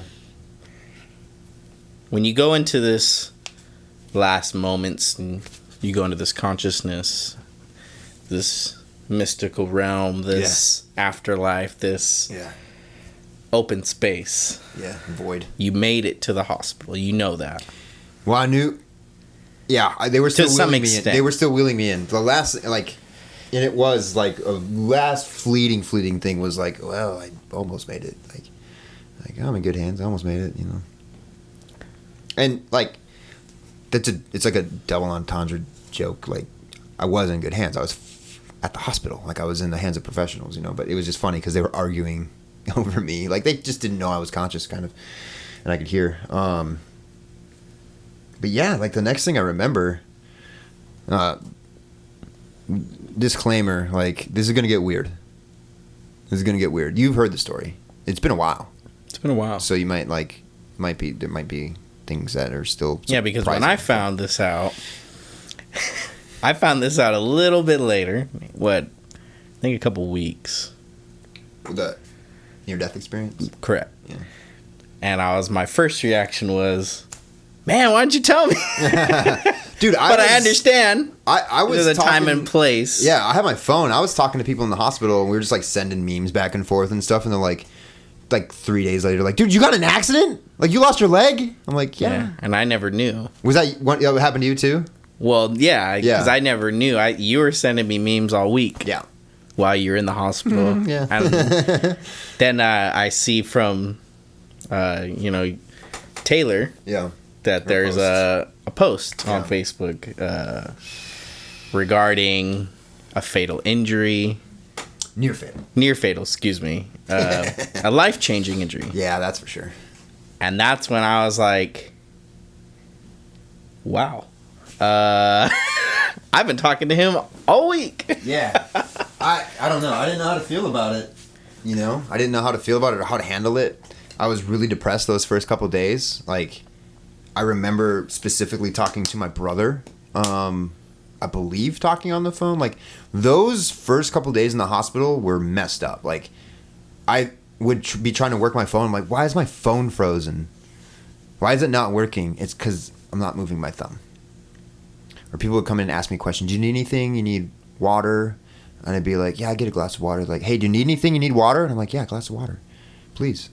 Like, are you okay? Like, I thought I was answering them, but I wasn't talking. Like, I had these really weird motor skill issues. And the first time, I think my dad was in there. Because they'd only allow one visitor a day. One person a day. Thanks, COVID. Thanks, COVID. Thanks, Fauci. This is gonna get canceled right away. This can't go on YouTube or Spotify. Yeah, you can. Yeah, say go on Spotify. Yeah, that was a joke. I'm not a comedian. I'm not a comedian. So if I say something stupid, it's most likely a joke. And I was trying to be funny, but it wasn't funny. He FaceTimed Taylor, my girlfriend Taylor. And you could see yourself in the corner, and I was like, I look like my face was so swollen, and that's when I was like, yeah, I definitely whacked my noodle, whacked my head, man. So thank God for helmets. Yeah. Like, have a good helmet if you're gonna ride, and always wear it. I see so many people without helmets. Preach, safety man. Hey, holla. Wear the helmet. At the very least, wear your helmet. But because it saved my life. So many things saved my life. So many people, so many things saved my life that day. Like, statistically speaking, like, chances are, odds, I should have been dead. Odds are stacked. Permanently dead, right? So, yeah, the next thing I know, anyways, those first days in the hospital were weird. I didn't know how to handle it. I remember talking to my brother. Shout out, Jordan. Shout out. Shout out. That, like, I'm not gonna be. I'm not gonna be useful anymore. I'm useless. I'm not gonna be a useless person. I'm not a complete, man anymore. Like, my life's over.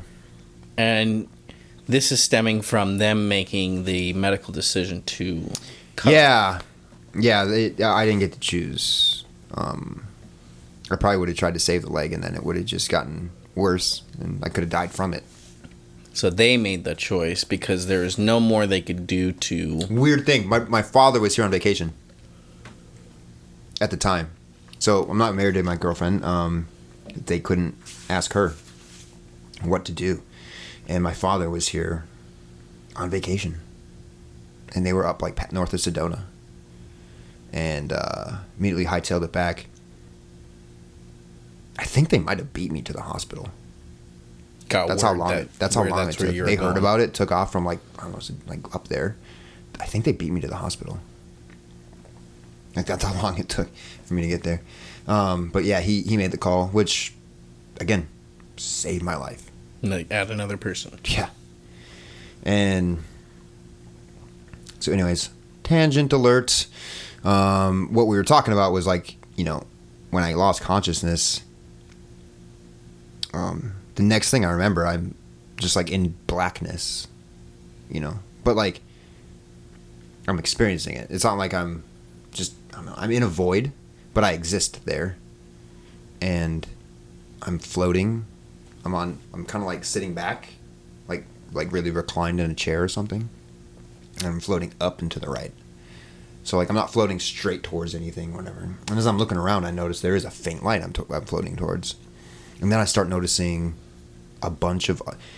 It's just like it's a lot like that Pixar movie Soul. Check that out. Like that scene where the guy dies and then is floating up towards the light. Like, pretty close. Pretty close. Close in the way of like, there was like stars in the background of that scene, and there was a conveyor belt that they're all like getting, moved towards that light on. But there was no conveyor belt. There were no stars in my experience. Everything else was really close. The souls that were traveling had faces and I think maybe like hands or something. That wasn't like that, but they were light beings, a lot like that. Like we were all just light beings. We were just energy. How many did you see? Wow. Uncountable number. Yeah, I mean, I wasn't focused on them. That was just like, oh, look at that. Like, this is normal. Yeah, I've been here before, done this. Like, oh, yeah, again, doing this again. I don't know. I probably saw hundreds. And we were all going down this. Like, it was like a corridor, but there wasn't a wall. There weren't no walls or anything. But we were all doing the same direction, the same trajectory, like in area in space, like going through. Like it maybe was a corridor. It was just void, blackness, light beings, me and my fellow light beings floating up. And during this time, gosh, the most profound like knowledge was bestowed, like just uploaded into me.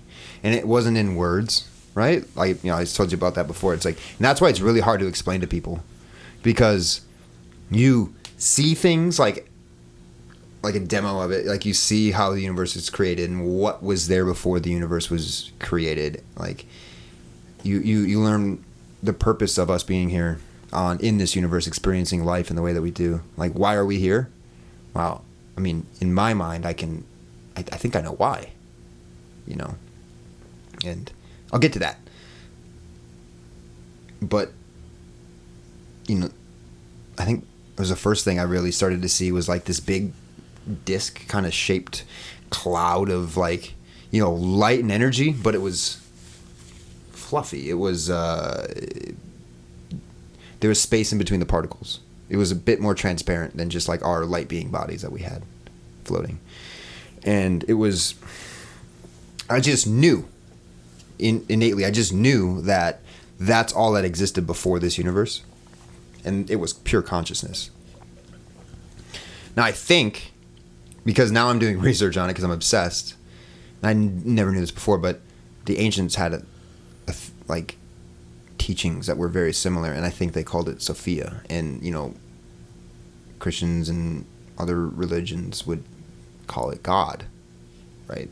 So I got to see God, not like in front of me, but like in a vision, And God is in like just the ultimate high power. Yeah.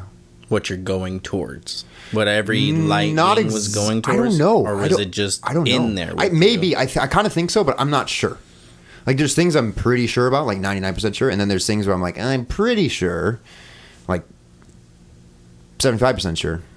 But that cloud was there. The cloud was definitely light and energy, just made the same stuff our consciousness or like our soul or whatever you want to call it is made up out of. And you guys, as in light beings, were going down the corridor towards that. Yep. Yeah, this was basically the orientation to the afterlife. Like, they're preparing you for the afterlife, And the thing about it, too, is like everybody's calm. There's no pain. There's no fear. You're the most relaxed and peaceful, the most peaceful experience ever. And no fear. Like I said, no fear. I was like, I was home again. Like, this is home. And this is base reality. Like, it was so solid, and it was so HD, high definition, solid, real. Like, this conversation, even with the lights and everything, we're sitting close. Like, everything here seems hollow, which if you go to your neighborhood physicist and talk to him about like the nature of what, this table is, it's really mostly hollow. Right. It's mostly empty space. Atoms are mostly empty space. It didn't seem like that in that realm. Everything was just pure and solid and HD. And you learning all these things, like this consciousness that was all that existed was, this is probably not the right way to say it, but like, for the lack of better words, using human words, it was like, it was bored. It wanted to progress, but it had no way of doing so because there was nothing around it. There was nothing to interact with. There was nothing to challenge it, right? Mm-hmm. There was no way to like struggle and go through strife and pain and then come out on the other side of that better and, progress. So it got really cool idea of creating a universe, this big playground that we're all in. And because, again, if you go to your neighborhood physicist, which we all have one, and you talk to him about what matter is, it's empty space, but it's also just energy. Like, all matter is energy. And I didn't come up with that theory. Much smarter people than me came up with that, and they prove it, Right. At least I believe so. I could be talking out of my ass. But as far as I know, that's what everybody's agreed upon. And so out of the essence of this consciousness, it created everything that we experience, including each other, right? Like your consciousness and my consciousness and your consciousness is just a fragment of this huge, mega primary consciousness. Right. We're in who was it? Oh no. Was it George Carlin who had that bit about like a young man discovered today that like, on the news, it's all negative murders and this and that. And it's like, why don't they have anything like a young man today, just realize that all matter is merely energy slowed to a slower vibration, and we're all one in unity. I don't know, something like that. I'm butchering his gold work. That dude's a genius. You were listening to Carlin right before we started. I came in, grabbed some beers, and Greg's listening to George Carlin, which is pretty funny coincidence that I was going to bring him up. But yeah, so you're taking this all in. Yeah, I'm seeing it. I'm knowing it. I just know it without any physical consciousness. Any physical body. You're not in your body at this point. No, it's just the essence of like your soul. I feel like is the best way to explain it. So like in layman's terms for us humans, you left your body as it was being worked on, went through all its doctor physical whatever. Yeah. And you were in the I was in another better spoken another realm. Base reality. Seeing the creation of matter. Seeing the creation of the universe, the creation of, how matter came to be. That we're all just little nodes of this. We're just, and he says this too, Carlin, I think, like, and a lot of people have said this throughout the years, but we're just the universe experiencing itself subjectively through different, meat vehicles. That's all it is. It's like, if you think about it, we're just the universe experiencing itself. Right. And it made it also like that, like logical conclusion to that. And if you know that, then you know that one of the important things about being here is like we should just be helping each other out. And it's all about spreading a net positive rather than like a net negative, and the purpose of being here is to progress our assigned bit of consciousness to an enlightened status, and that's what the mission is. That's what the end game is. And I think, I don't know this as like 99% sure, but the feeling I got was that is when that happens, things are going to change. When enough people, or maybe all souls or bits of consciousness, like when it satisfies that original, the power, the main power, the biggest bit of consciousness, like God, things are going to change. Maybe we have a new universe, in fact. And let's make this clear. When we speak of God, we're not speaking in terms of what religion has brought to us. Because religions, and I know that goes on a whole other tangent. Yeah. But religions twist what you're telling. You're telling more of a scientific version of what I think God it's less is. Scientific even. I don't know. I say scientific because you know how. Yeah. Okay. Yeah, no, I know what you mean. Yeah.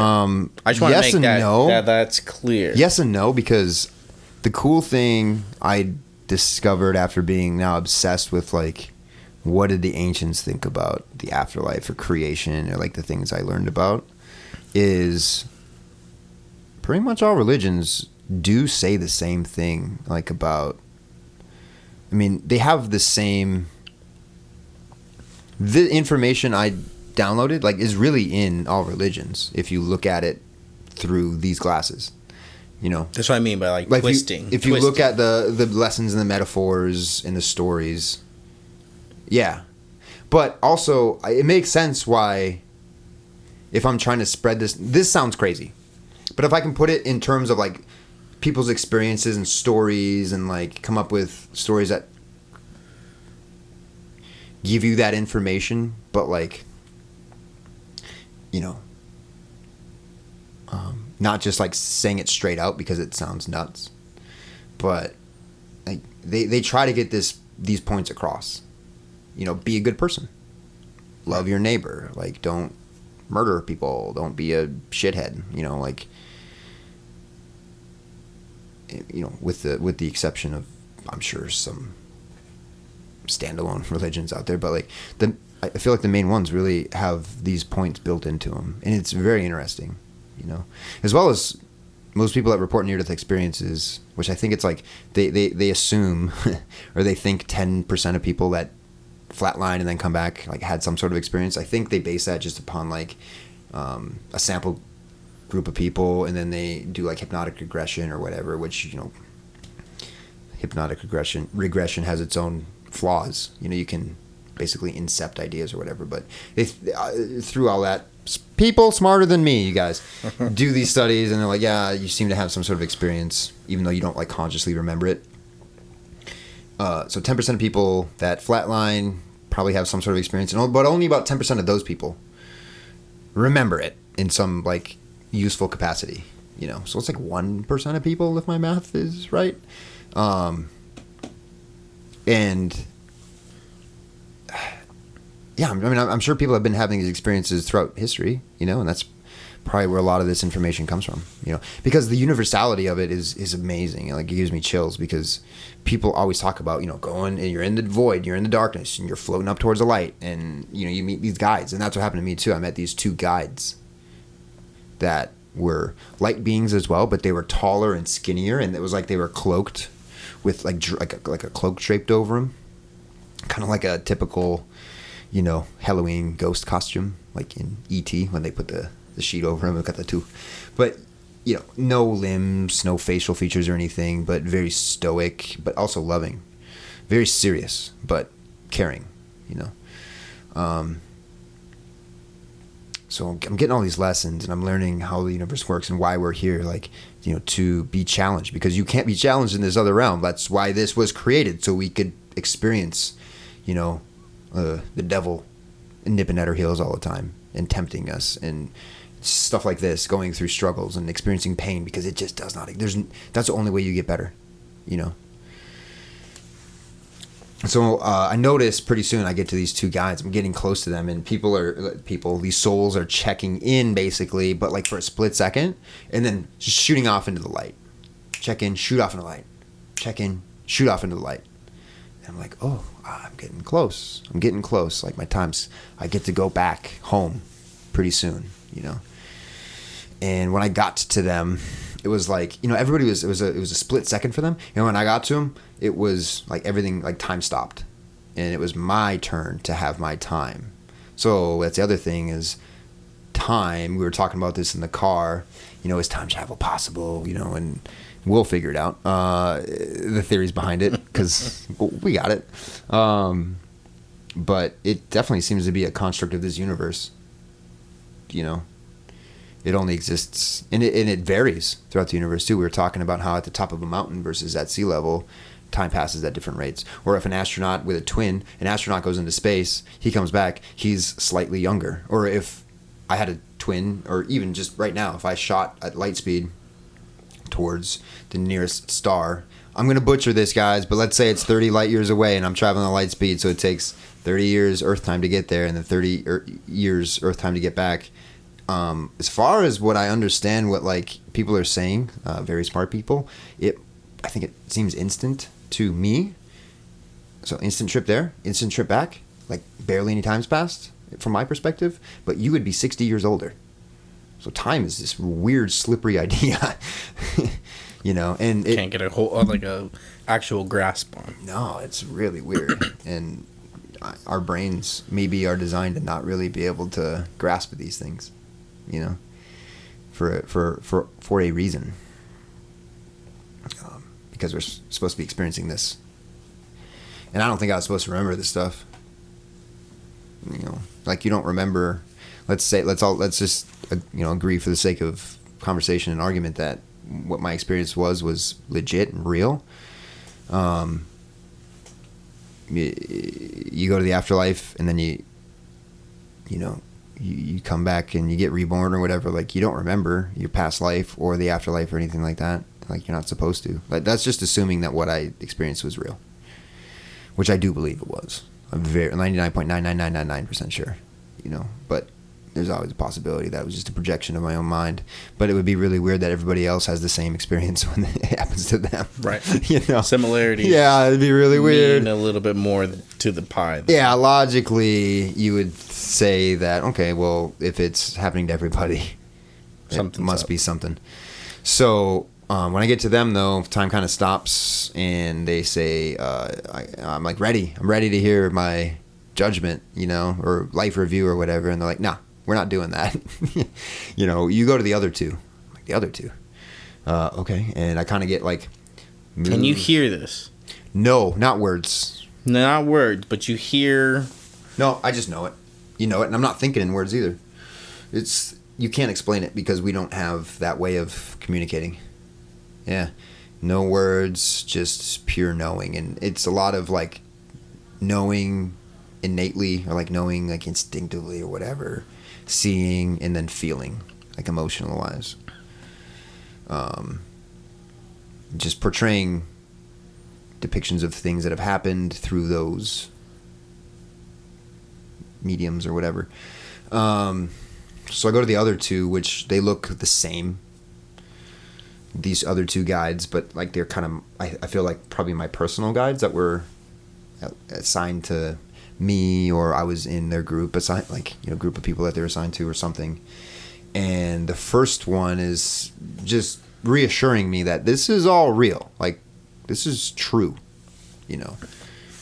This is base reality. This is home. That's why it feels that way. And everything that you're learning here is, you know, you already know this. And that's what it feels like, too. Like, yeah, duh. I knew this. Which is really weird, too. Another thing that's really weird. And, you know, your path would allow for you to come with us right now. And you can come with us, and you'll be in pure enlightened, like in a pure enlightened state. And there won't be any more pain like you were in, you know, back on Earth and in that universe. And you'll be with the people that you've lost. You know, like... It knew I had just lost somebody that meant a lot, and it felt like he was right there. Me and my grandfather. It felt like he was just on the other side of this invisible, like right over there, but I couldn't touch or see or talk to him, you know. And it was very tempting. It was really tempting. Like, it was tempting to just go to sleep and give up. Like, that's the easy way. That would have been the easy thing for me. Maybe that was a test, actually. I just realized that. Maybe that was I think everything's a test. Mm-hmm. I mean, that's what this is. This is a challenge you. This is a game that we're playing. It's not a game. It's an experience that you either agreed to. And these are things that, again, were kind of portrayed to me. That you agreed to or were assigned to do because it fits your path to enlightenment. Like, this is a good option for you to maintain this good heading towards enlightenment. Because again, that's that's the end game. That's the main point of all this. That's why we're here experiencing life. So he makes an offer that's hard to refuse, but then I kind of get shoved in front of this other one who is weirdly without limbs, like holding but not holding because it doesn't have limbs, has this orb, this basically what the light is that people travel towards. It's like this planet of energy and light, like this big concentration of it in a sphere. And I feel like that's the afterlife. I didn't get to the afterlife because the second one offered, and it was holding, like presenting this orb to me, basketball-sized orb to me, saying, or, all that, yeah, you can come with us. It's only fine. It fits your path. Or you can go back and be with your family and your loved ones and continue your journey there and keep making the right decisions. Like I remember this, like very vividly, stay on the path of light. Like make the choices in your life that are going to keep you going down this path of the light, and avoid the path of the dark. The path of the dark is easy. In the moment when you're making decisions, it's easier to just screw it. I'll screw this person over and get ahead, or I'll get angry and yell at somebody and make them feel horrible, instead of like being compassionate and stuff. Like those things are so much easier to do than swallow your pride or whatever. So just do those things and you can be on a good path. Like you're on you because you're young and every time you make a decision, it locks in. The further you go down the dark path, the further away from the light you get. Right? And as a young person, it's harder to get really far away, but more you get set in your ways and you make these bad decisions and poor decisions and go down the path of the dark. Like, well, you might be screwed after a while. So that's why it's important to always make those and always work towards. I see it as going off to the right as the light and left as the dark. And keep going off, keep going this way, and immediately I was like, that sounds like the decision I want to make. Like, yes. And like, as I'm thinking it, I get like kind of sucked into this orb thing, not sucked into it, but like attracted towards it, like magnetically, almost like feeling like it just like urged me towards it. And then I shot back down into the left into my body on Earth. And I was like half conscious, like right before I lost it on that stretcher going into the trauma center. And so I couldn't open my eyes. Like, when you're dreaming and it's a weird dream state where you're trying to open your eyes, you realize your eyes are closed and you're trying to open them, and you can just get a sliver of light and you can like kind of see like the ceiling or something. Yeah. And you can't open your eyes and you're trying so hard. Like, that's what it was like. I could kind of open my eyes and I could see I was definitely in a very bright like area. Well, not very bright, but like there was lights. I was in a building, there was lights on, and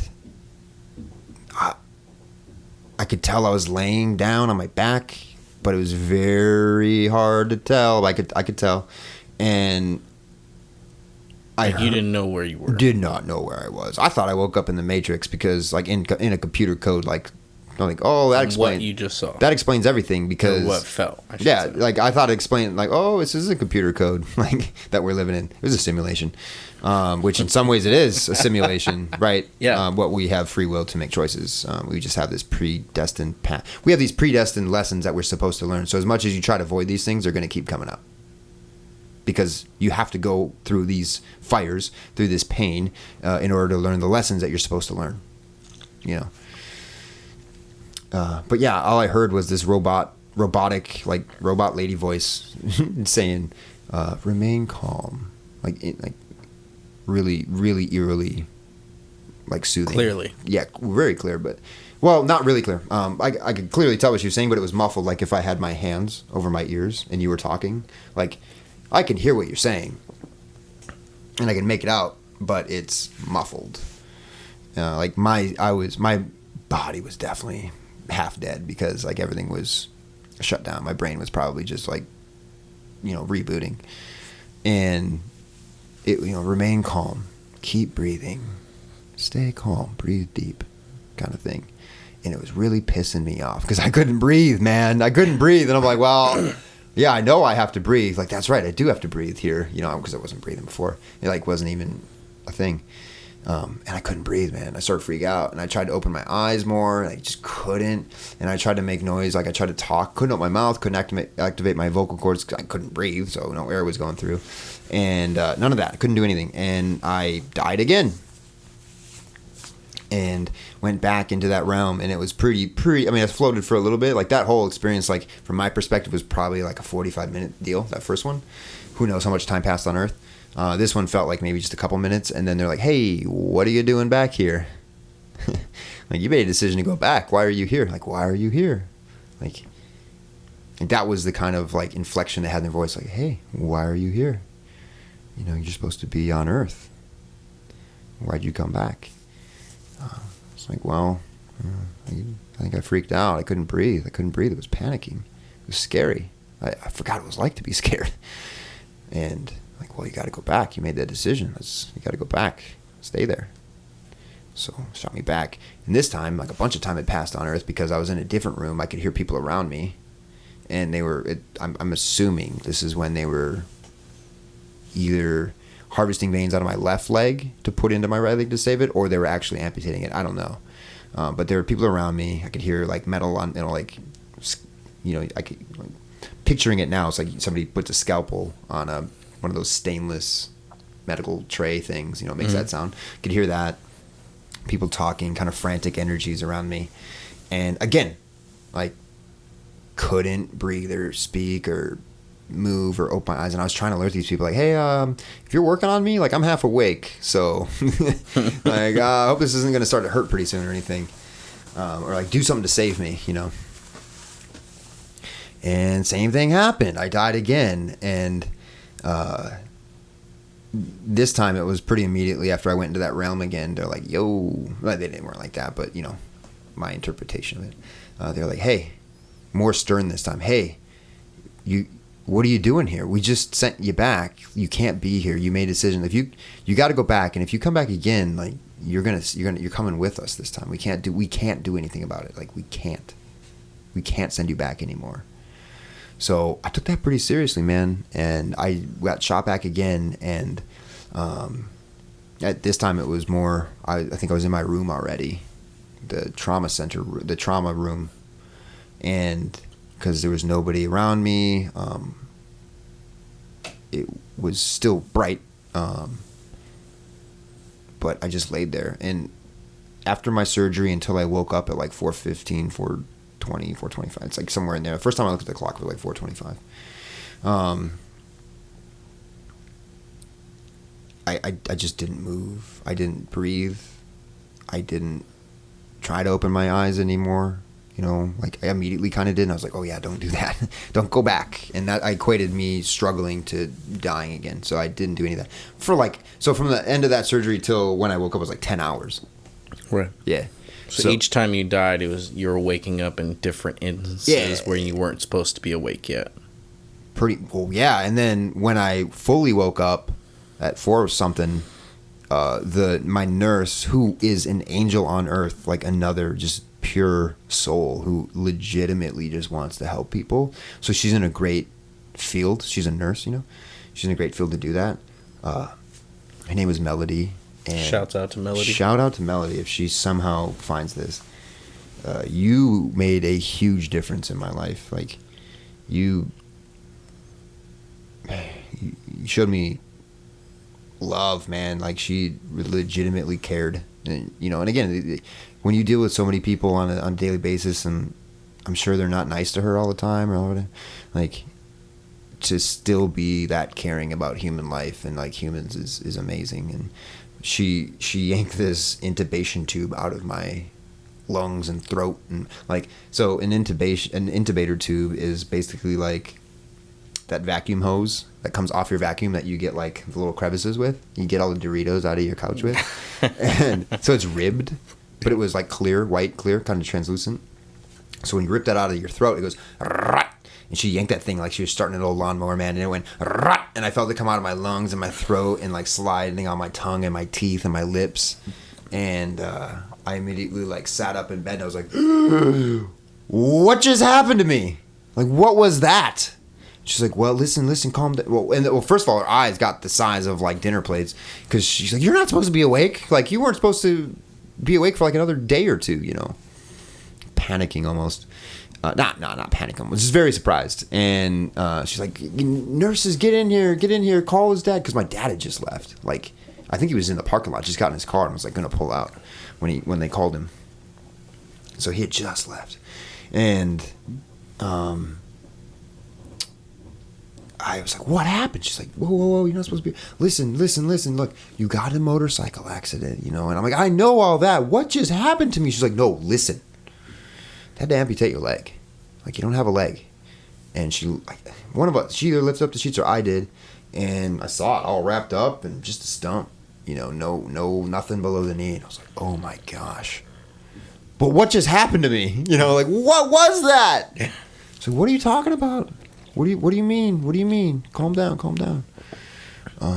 Well, and I told her this whole story, and she's like glassy-eyed, you know, teary, like she's amazed by this because a few years back, another person had told her a very similar story. And when she said that to me, I was like, wow, maybe it was real. Because at that point, like, you know, you hear the skeptics to these things, like, yeah, when you die, your brain dumps and endogenous DMT and it circulates through you, and you see all these visions, and yeah, that's what the near-death experience is. It's not you going to the afterlife. That's silly. I'm a scientist. Trust the science. I'm going to get canceled if I say that. I can't. Definitely trust the science, but science also, you know, doesn't trust itself, and that's the purpose of science, right? Mm-hmm. So when scientists are so sure that like these kind of realms don't exist in things, it's pretty funny because prove it doesn't exist. Prove it. You know, impetus of truth is on somebody. I don't know, but I'm telling you that this was the most real thing that ever happened. It feels more real than being here today. But yeah, so that was my first clue of like, wow. And then even on my phone in the hospital, I was looking up like people's near-death experiences. Because you get exposed to these things throughout the years. Like, you know, they seem to be like a hot topic, I think, when we were a kid.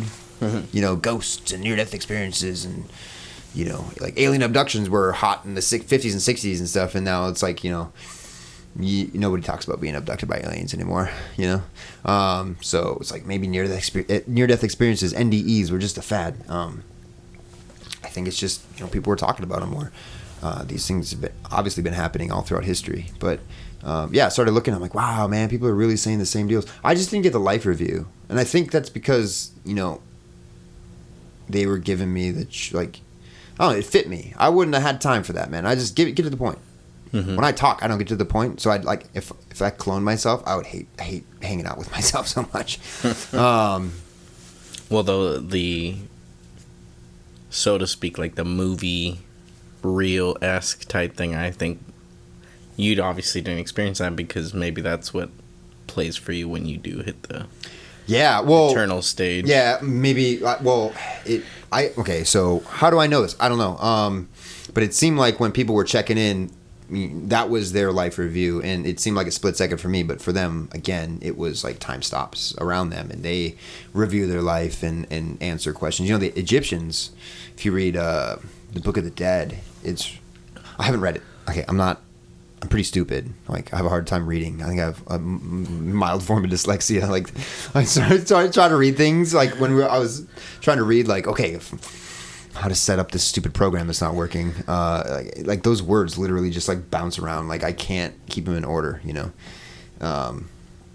So reading is a task for me to do. So at work, when you send me an email with a bunch of words in it, I'm like, ah! But like,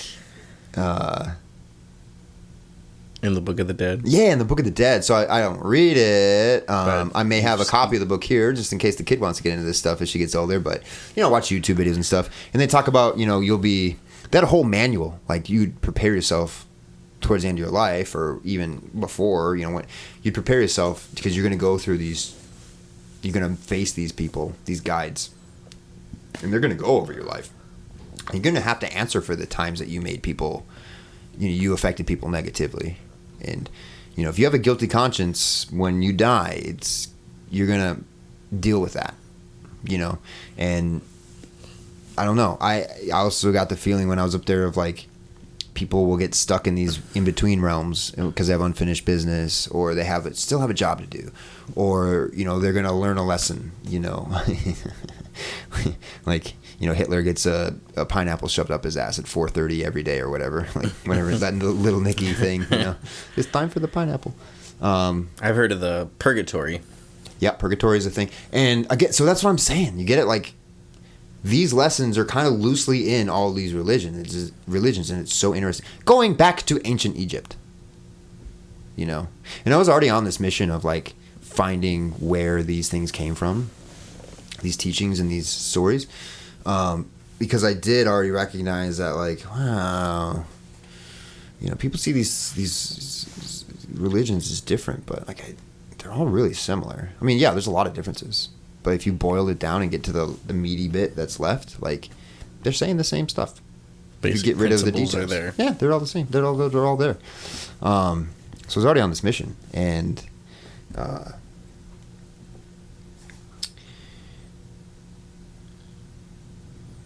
so when you came back, you spoke with the nurse. Yeah. What were the days to follow? Well, challenging. That's when I was depressed. Like I said before.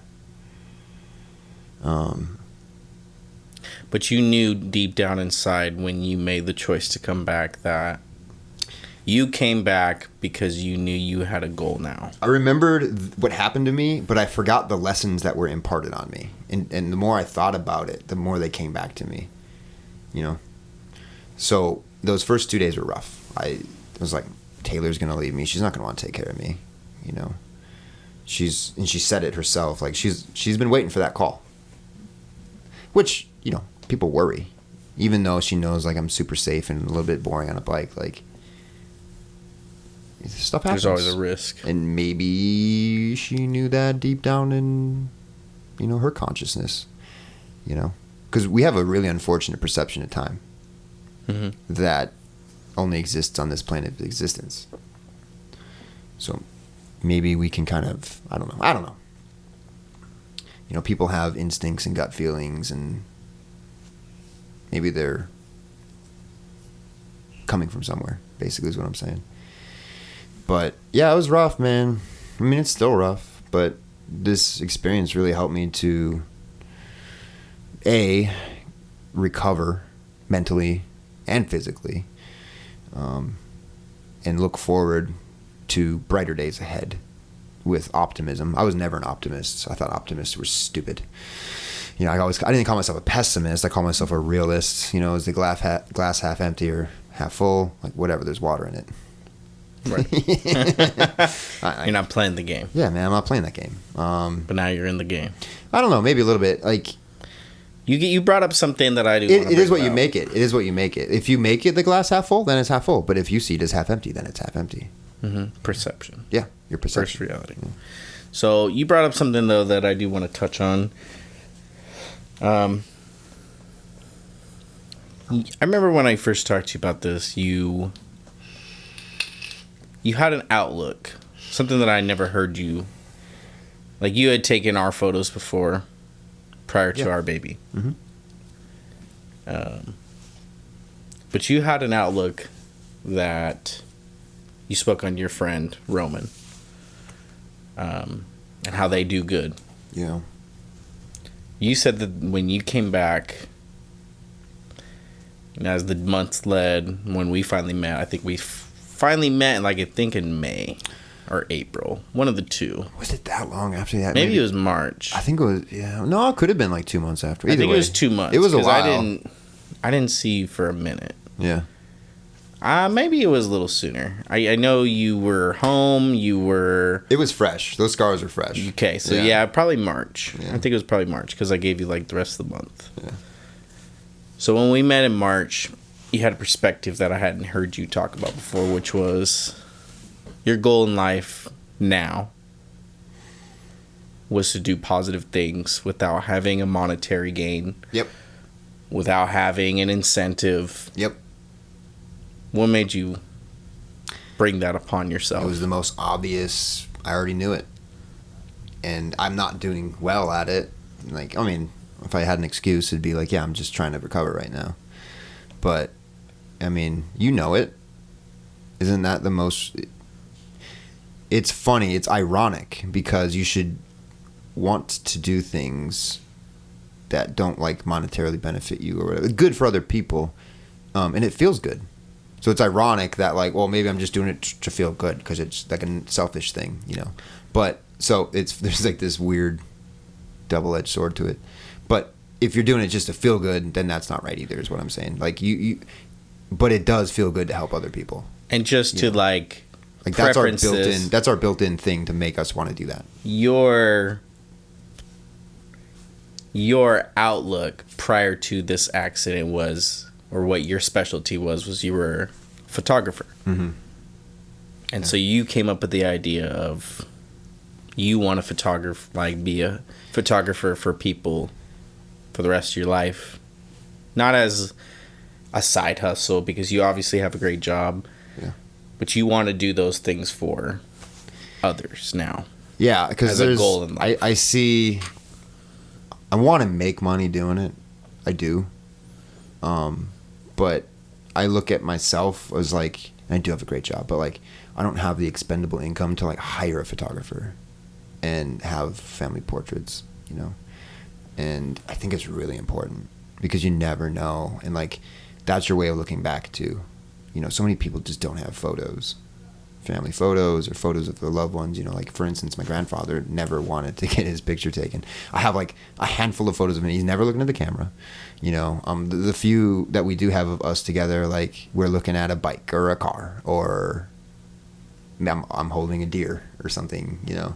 And you wish you had more. Oh man, do I wish I had more? Yeah, I really, really wish I had more. I bet I have almost every photo that we've ever taken together, and there's just like half a dozen of them. Yeah, and I think it's just I'm not like Ansel Adams. Well, Ansel with landscape, but I'm not you know, Annie Leibovitz or anything.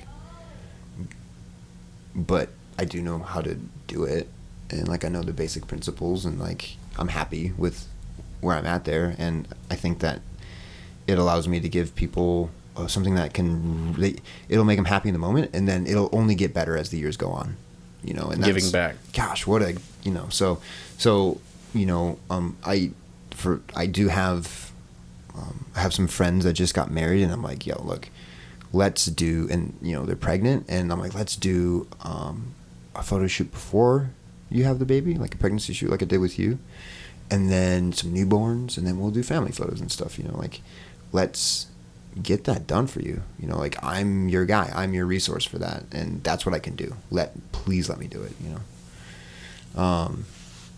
So yeah, but I mean I still want to like make money, and like the people that can afford it and things like I love my job. They took care of me so well, and like it's a family over there too.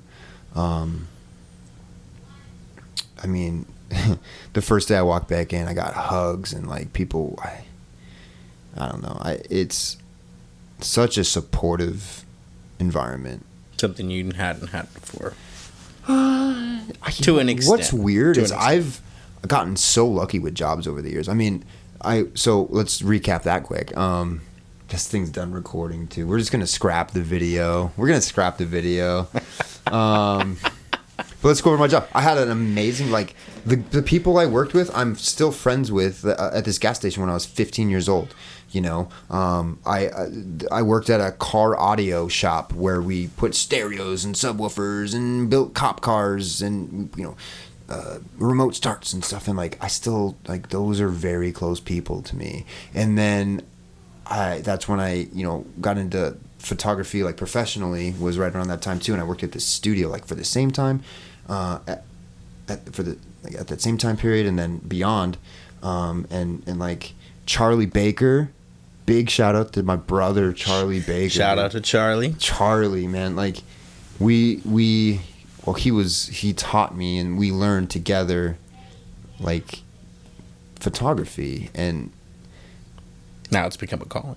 It shows in, like, our styles, like we have, but just the fact of, like, imagine that you were at a small studio. there was the owner who shot photos, like shot, and then there was a receptionist, and then it was 2 young guys who would normally be battling for like, I'm gonna be the main shooter, I'm gonna be the main photographer here, like, no, I'm gonna be the main photographer here. But it wasn't like that for a second, you know. It was a collective effort. Yeah. Which is really probably not normal. You know, it probably wouldn't happen all the time that way. But, I mean, still to this day, you know, I mean, he's traveled to Arizona and, like, visited me. Like, his brother has a place in Tucson, and, like, definitely made it a point to go down and see him, you know. I took the bike down to go see him. It was a good excuse to take the bike out on the road. And, you know, of course we keep in contact. Charlie, I love you, man. And, you know, we met at work, bro. Mm-hmm. I've just had these blessings of job. And then when I quit there, I met people like Tommy Zimmerman, Brett. You know, I'm gonna start naming people and leaving shouts out. Yeah, I don't want to start naming people and leaving people out. You know, James, man, we gotta hang out. We gotta hang out, dude. You know, Rex, dude, love you. Like, meet all these people at these jobs. Like, I've just been so blessed. Like, I don't get it, man. And then to get my foot in the door at this place where, you know, I had no business getting my foot in the door. Like, I don't know. But that's obviously like part of, you know, setting me up for these lessons that I'm supposed to learn. You know, and meeting people and like going down this them. path. Yeah, it's about the relationships you build and yeah. Because like, you know, I like genuine, authentic people I can say crazy, weird things in front of, and they're not going to be like, that's weird, man. That's not cool if you say that, you know. And I've been exposed to so many, like probably more people than I should have been, like in any other normal circumstance. So, and you know, Roman, met him at work. Like everybody I know I met through work. Yeah. I really hadn't thought about that before. That's pretty interesting. But, yeah, so, you know, if that was the main idea of like, and I didn't know if I should talk about this either. That's the other thing, because I felt like I had stolen something. And we talked about in the car how like one of the things, like, I don't like stealing, you know. It's a very, very big red flag if, you know, people are. But enlightenment, I think, is not stealing. I think it's. Well, yeah, but I'm not supposed to remember this. I peeked behind the curtain. Wizard of Oz. I looked at the man behind the curtain. Who says that you can't? I just got the feeling, and nobody said it. But why would you be with another other near-death experience? Why do they get it? Well, that's what helped me too. Is enlightenment. Like, yeah. Right. Well. Okay, it's like you're supposed to learn. It's like the easy way out. Mm-hmm. Somebody said to me at work the other day, it's like, you know, I don't think we're supposed to know these things because, what did he say? We wouldn't comprehend it or something. And I'm like, nah, you can comprehend it. I just think that it's like kind of cheating if you like, you know, you read the Cliff Notes or you read the end of the book first. That's basically what that was, you know. You type in a cheat code. It's kind of like that.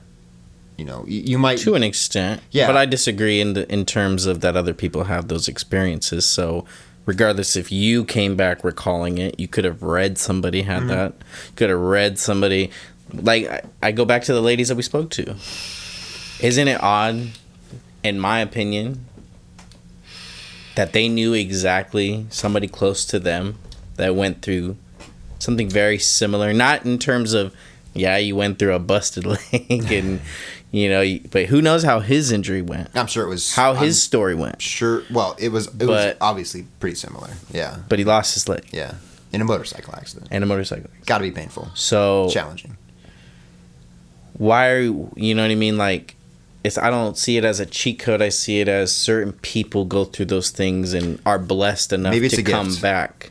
Yeah, maybe it's a gift, but I did gifting that to you because, as you said, you're a realist. I guess so. And now You've shifted your mind to an optimist. Maybe I'm a mystic. Not an optimistic. You're in the mist. I'm in the mist. Stephen King's The Mist. My favorite ending to a movie ever. And you were someone who had always, prior to, sought those things out anyways. It's funny, man. And we had a lot of conversations about this kind of stuff at our previous jobs. Well, what we've been talking about and what you're talking about, I think, comes down to like synchronicities. Mm-hmm. The more that you put stuff out into the universe, the more that you'll get it back. The more you look into things, the more they'll start popping up. Right. And that's a weird thing that you can't prove scientifically, you know. And, things happen for a reason. But so many people talk about it. Yeah, things. And it's hard to. And it's hard to say. Like that. See, people. What? It's hard to say that you'd have to go through that because it happened for a reason. But so I like. It's a fun topic to talk about. Like things happen for a reason because I think things happen, and they're supposed to happen for a reason, but we don't always utilize that lesson in the thing happening. Mm-hmm. You know, like this happened for a reason. You could say that, or if I went down that path of dark and I was depressed and I just laid in bed all day and I didn't, tell about my experience and try to like help spread positivity or like whatever. Like, then it didn't happen for a reason. Like we're supposed to make it happen for a reason. Things happen and we're supposed to give it a reason. And what's really freaking weird, dude, is I used to say that. Like I used to say that before this, and now it's like, yeah, that. But the reason is you have to put it into action. You got to walk through the fire, right? You got to get through it. You got to go through it. It's going to suck. It's going to be hot. You're going to get burned.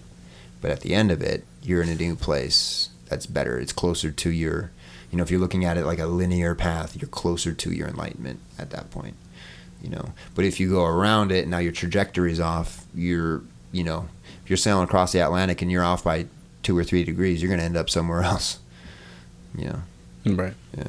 And the more you take those, we'll say, I see the dark path is off to the left. If you keep making those bad decisions, now your trajectory is way off every time you do that. It gets more and more and more off. You're going to end up at the freaking Antarctica. Where, did you know that you're not allowed to go to Antarctica without government authorization and clearance? What's going on down there? Let's talk about it. Greg, get the tinfoil. I got to put it on my head. Ice caps are melting. We don't want to interfere with the penguins, I'm sure. That's what it is. It's not Operation High Jump or anything.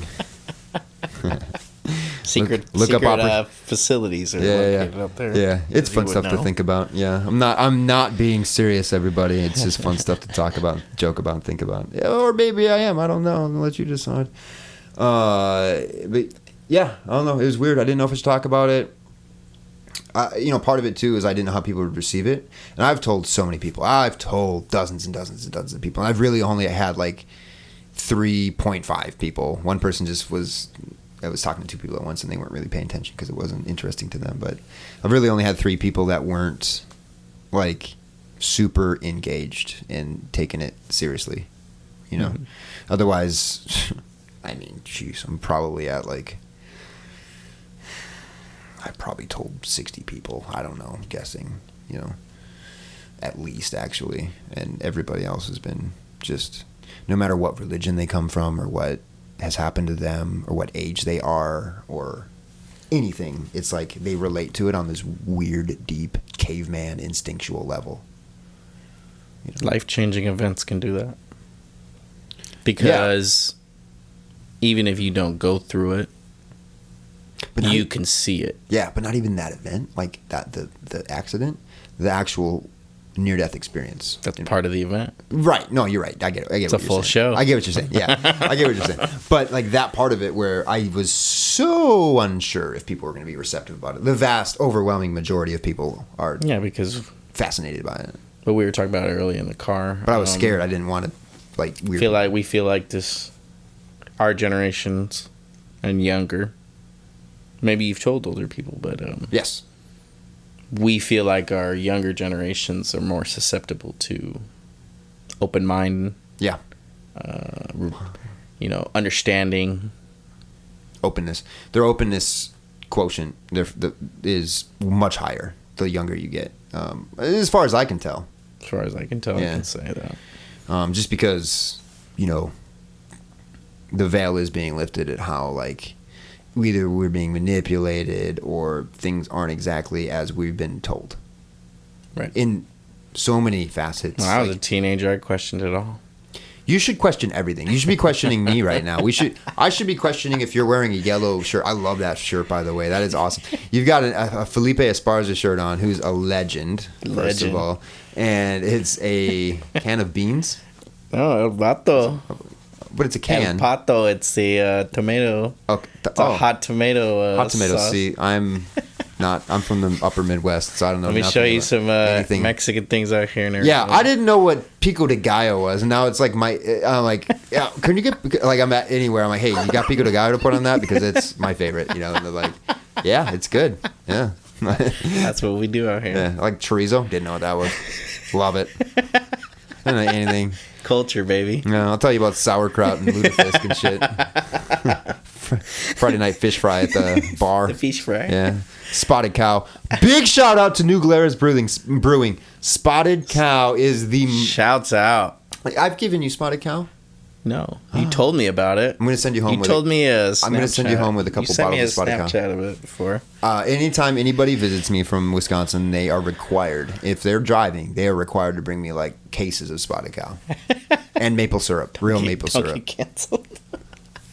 Oh, no, it's not. As long as you don't sell it. Oh, okay. You cannot sell Spotted Cow outside of Wisconsin, otherwise you'll get, like, it's like a huge offense. And people get in trouble for all the time. Like, people come across the border and get, like, they'll get, like, a pool of money at a bar and be like, yeah, we want some kegs of Spotted Cow, and then they'll bring it, and then, since, I don't know, they get them somehow of, like, selling things. It's a weird gray area, but it's just so good. It's the best beer ever, and your boy likes beers, and it's my favorite. And it's this little outfit, and they're like, yeah, we've been talking about expanding. We just want to keep it small so we can keep good quality control over our product. And I'm like, yep, I accept. I'll have to bootleg my own stuff. As long as I got connections, as long as I got my okay. connections still, like, I'll figure it out. But. So over the next year, because we're 5 months. Yeah. What are we talking about July of next year? What are your goals? What are your hopes? We sit down a year from now and we're talking. What are we talking about? Or what changes? What's on my radar? What changes? What do you hope for? What goals? What actions are you planning this next 12 months? If I had one wish. After a life-changing experience to anybody who goes through those kind of situations. If I had one wish, I would wish for world peace. Don't we all? I seriously do, yeah. Tell the Ukrainians and Russians. Yeah. Oh my gosh. So it's mid-July 2022. Putin's Russia invaded Ukraine. I feel like it's being hyped up by the media for whatever. Let's not get into that because I don't have tinfoil and I don't want to get kicked off every platform this could potentially go onto. But yeah, it's a real. I mean, it's a hot war, but a lot of people are afraid it could turn into a world war again, and we have nukes now. Everybody has nukes now. That's what's scary about it. So what? Anyways, what you're saying? What? Where do I want to see myself? What's the next 12 months after a life-changing experience like that? What are your goals? Well, hopefully in 12 months I'll be able to like get around and walk normally, and I'll be able to do more photography. I want to start. You're really putting my nose on the. You Put really it in the shitter. You are, man. You're like making me commit, and I want to commit. So here it is. I want to. I haven't found any resources for like I want to do a ARAZ, Adapted Riders of Arizona group. I want to put a group together because I have actually been around with this group. Shout out 1110 Garage, my koozie. Oh, the camera's not on, but I have a koozie on Shouts my out. moose head. 1110 Moto Garage. Chris Elliott is one of the people that help organize. He's with 1110. Shouts out to Chris. Shouts out, man. Many shouts out. And he's also helped me a lot with getting this new bike and all the parts I need for it, and invaluable resource. Yeah, you currently have a bike. Yeah. And you're going to be working on. Yeah. As soon as I get a little bit more stable and I can kneel down and get in there, and I'm not afraid of falling onto it and tipping it over or something, yeah, and I'm getting that's what I wanted to talk about. Oh, so 1110, shout out to you guys. There's a guy, RoboCop, they call him. I haven't really interacted with him much, but like I know he's in my circle of, he's like on the radar, and so like, I mean, there's people out there, and it's such a challenge to get back on a motorcycle after you've lost any limb. Correct. There's special equipment you got to do. You got to modify your bike. You don't have to, but a lot of times you have to modify your bike. And that's the other thing. And so I want to start a group to help people just locally doing that. But then that's another thing of like, there's no good resources. Greg's sitting on my drum stool, my drum throne, and his glutes, looks like his glutes are hurting. His gluteus maximus is. We're gonna stretch out real quick.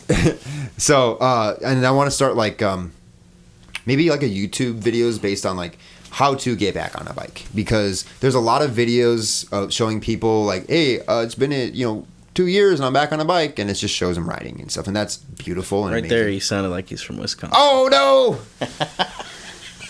But it shows them, and it's like, well, I want to know more about what you did to do that, because the prosthetic I'm wearing right now, it's a no-go on a motorcycle. It's not happening.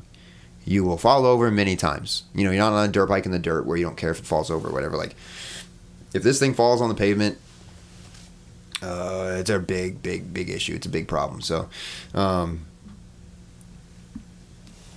I want to. Those are other things I want to do to help people get back into the things. Let's talk about Mike Schultz and Biodapt. Like, check out YouTube Biodapt. BIO. Shouts out to Mike. Yeah, BIODAPT. This guy was St. Cloud, Minnesota. Real quick story.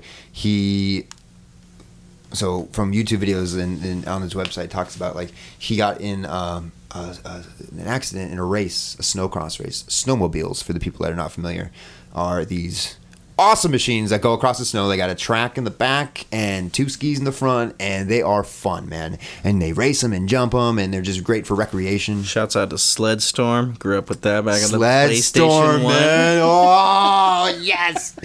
Yes. Sled Next. Did you ever watch the Sled Next videos? I did. Oh. Dude, sleds are awesome, man. But yeah, he hurt his leg to the point where they had to amputate. It was like it was killing him because it was his dead limb, and he wanted to keep it. It sounded like, and like as soon as he got his prosthetic, he realized, oh, this ain't gonna work. I'm not gonna be able to be on a sled or a dirt bike or snowboard or anything like that. So this dude, goes with fresh injury, like a few months after his injury, goes into his workshop. Pencil and paper, like pencil to paper, designs a prosthetic, builds it in his shop. CNC aluminum limbs, like shaft. Dude puts Fox shocks in it, which is the most gangster shit ever. That is the coolest thing ever. It is the coolest. And I just bought Fox shocks for the Bonneville in there, the Triumph. So I'm like, oh, it's going to look so cool having Fox shocks on the bike and me. But honestly, when I saw that, I was like, oh, I'm getting that. And he's doing it for a super affordable price. These prosthetics are not cheap. I have a $30,000 hunk of metal on my leg right now. The one I'm going to get next as like the main one is probably $60 to $70 or more $1,000. The one I really want is like $130,000. You can't get that unless you're ex-military, the VA, through the VA. But this dude is offering, I don't want to maybe mention the price, but I'll just say, like, look it up. The prices are online. I don't want to say them here in case it changes or whatever. But Mike Schultz. BIODAPT, Biodapt. If you just like Google Biodapt prosthetics, I'm not 100% confident on the website. It's probably biodapt.com or something, but if you Google Biodapt prosthetics or Mike Schultz, you will find it, and it looks awesome. It functions awesome. It's price awesome. This dude is obviously a guy who is getting the message. He understands. He wants to just help people. That's what it's about. It's beautiful. Yeah, it's really cool. So, yeah, that's my story, and I'm sticking to it. So by next year, you're hoping to ride a bike. So by next year, I want to be able to be getting around, be on a bike. I want to be on a bike. If I'm not on a bike by the end of the year, there's going to be some real problems around here. I need my meditation time. But yeah, I want to be doing that, and goals. Starting a writers club. Yeah, those groups, resources for people that are trying to. They're called adaptive writers, or just adaptive anything. I mean, I have a manual transmission classic muscle car that I inherited that I can't drive. So I'm hoping this leg from Mike Biodapt is going to help me do that too, or whatever. We'll figure out a way. Oh, dude, man, last tangent I got to go on is Andrew from The Ghost Inside. Yeah. You guys look that up. Just look up. Speak on that. Shouts out to The Ghost Inside. Yeah, I was fucking awesome band. So cool. Like, and my favorite song, Still Alive. It brings tears to my eyes every time. It gets me emotional. It gets me right in the feels every time I hear the song, especially after I read through the lyrics. And like Spotify lets you see the lyrics as you're listening to the song, and it's so what happened to them, man, is they were all asleep on a bus coming outside of El Paso, heading west, I believe. And whatever, their bus just head on collided with a semi truck, if I remember correctly. And if you watch some of their videos, I think from their self-titled album, The Ghost Inside, it shows like the recovery and all that stuff. Like the one video, it's like the first track on the album. It shows like the news report of that bus crash. And I mean, there's tons of reaction videos on YouTube, which I love watching reaction videos to music stuff. Like, same, which is crazy. Yeah. I just think you get something out of somebody else enjoying something for the first time. You do, yeah, you really do, right? Like, especially if it's people like one of my favorites is like watching people like listen to music that they wouldn't normally listen to. Yeah. So like people that wouldn't normally listen to, Marty Robbins. Marty Robbins is one of my favorite, like, country western, like, outlaw cowboy music. In El Paso, I fell in love with a Mexican girl. Like, I love that song. It's like stuff my grandpa listened to. And Rosa's Cantina. It's so beautiful. I scored a record, original pressing, for like $10 on eBay a while back. It's sitting out there. I'll show you. Yeah, just seeing people enjoy stuff, like, because I don't know, I think it speaks to just the universality throughout all of this. You just need to see a smile. And that helps, man. That's a big thing. I love seeing people happy and enjoying things. That you enjoy. It's only even better. And then on many levels, probably like on a narcissistic level, like it justifies, like, hey, this is cool. I knew this was good. Everybody likes it. No, but, I'm similar. Yeah, of course. But yeah, check out Roam in the Country on YouTube, Instagram, ROMAN, Roam in the Country.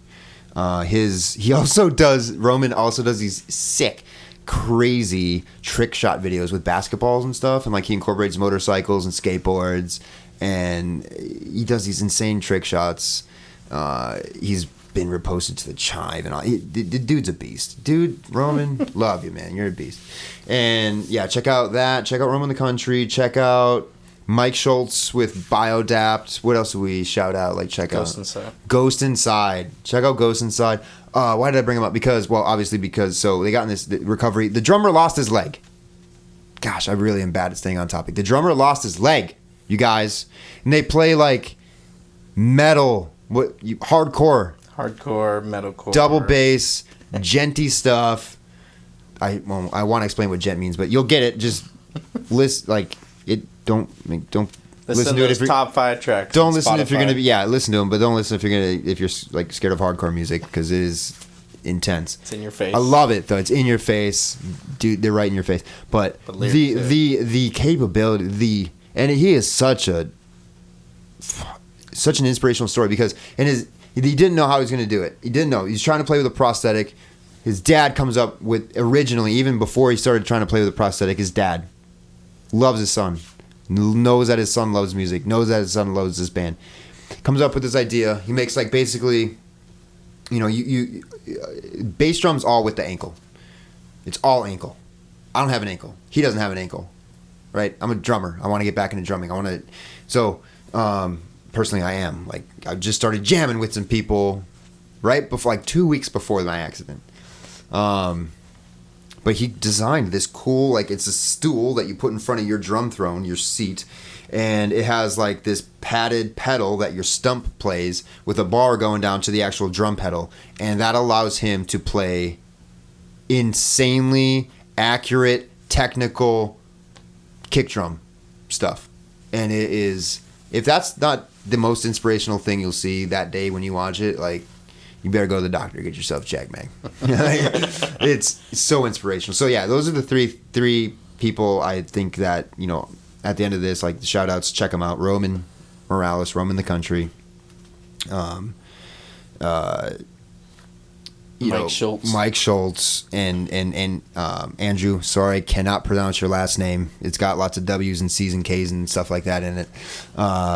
From The Ghost Inside, if you're into that music, even if not, just the story of it on YouTube, just like the documentary. The track is still alive. Yeah, still alive. Or other music is good. Yeah, any music video from that album is so inspirational, you know. And the reaction videos are good too. Especially there's one from a dude from August Burns Red, where like they, you know, kind of knew each other and knew about the story, and then seeing his, you know, friend overcome this, I'm getting emotional just talking about it, man.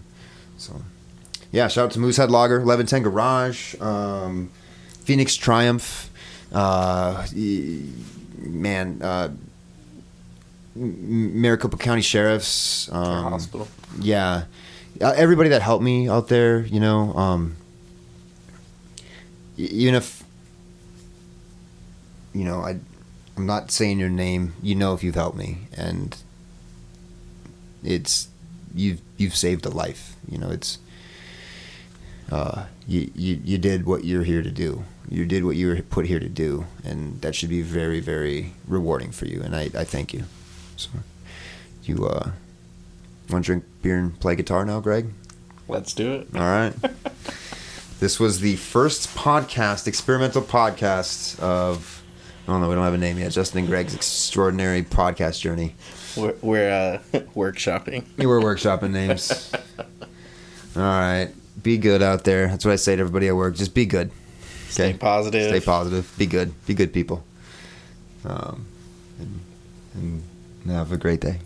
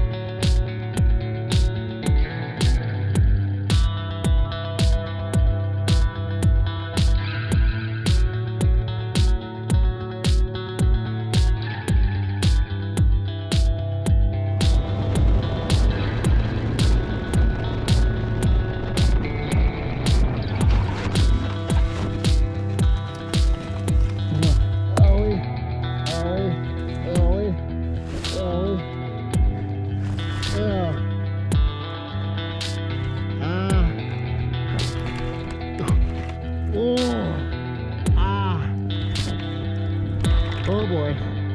Yeah. Oh. Okay.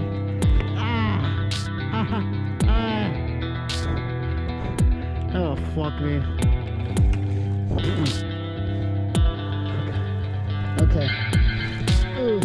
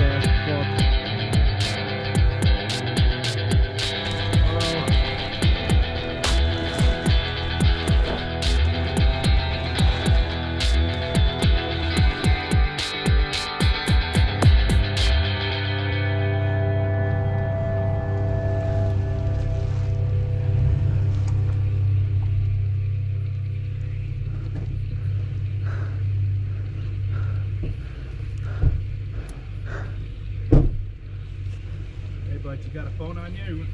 Yeah. Call anybody? Oh shit. Let me grab it.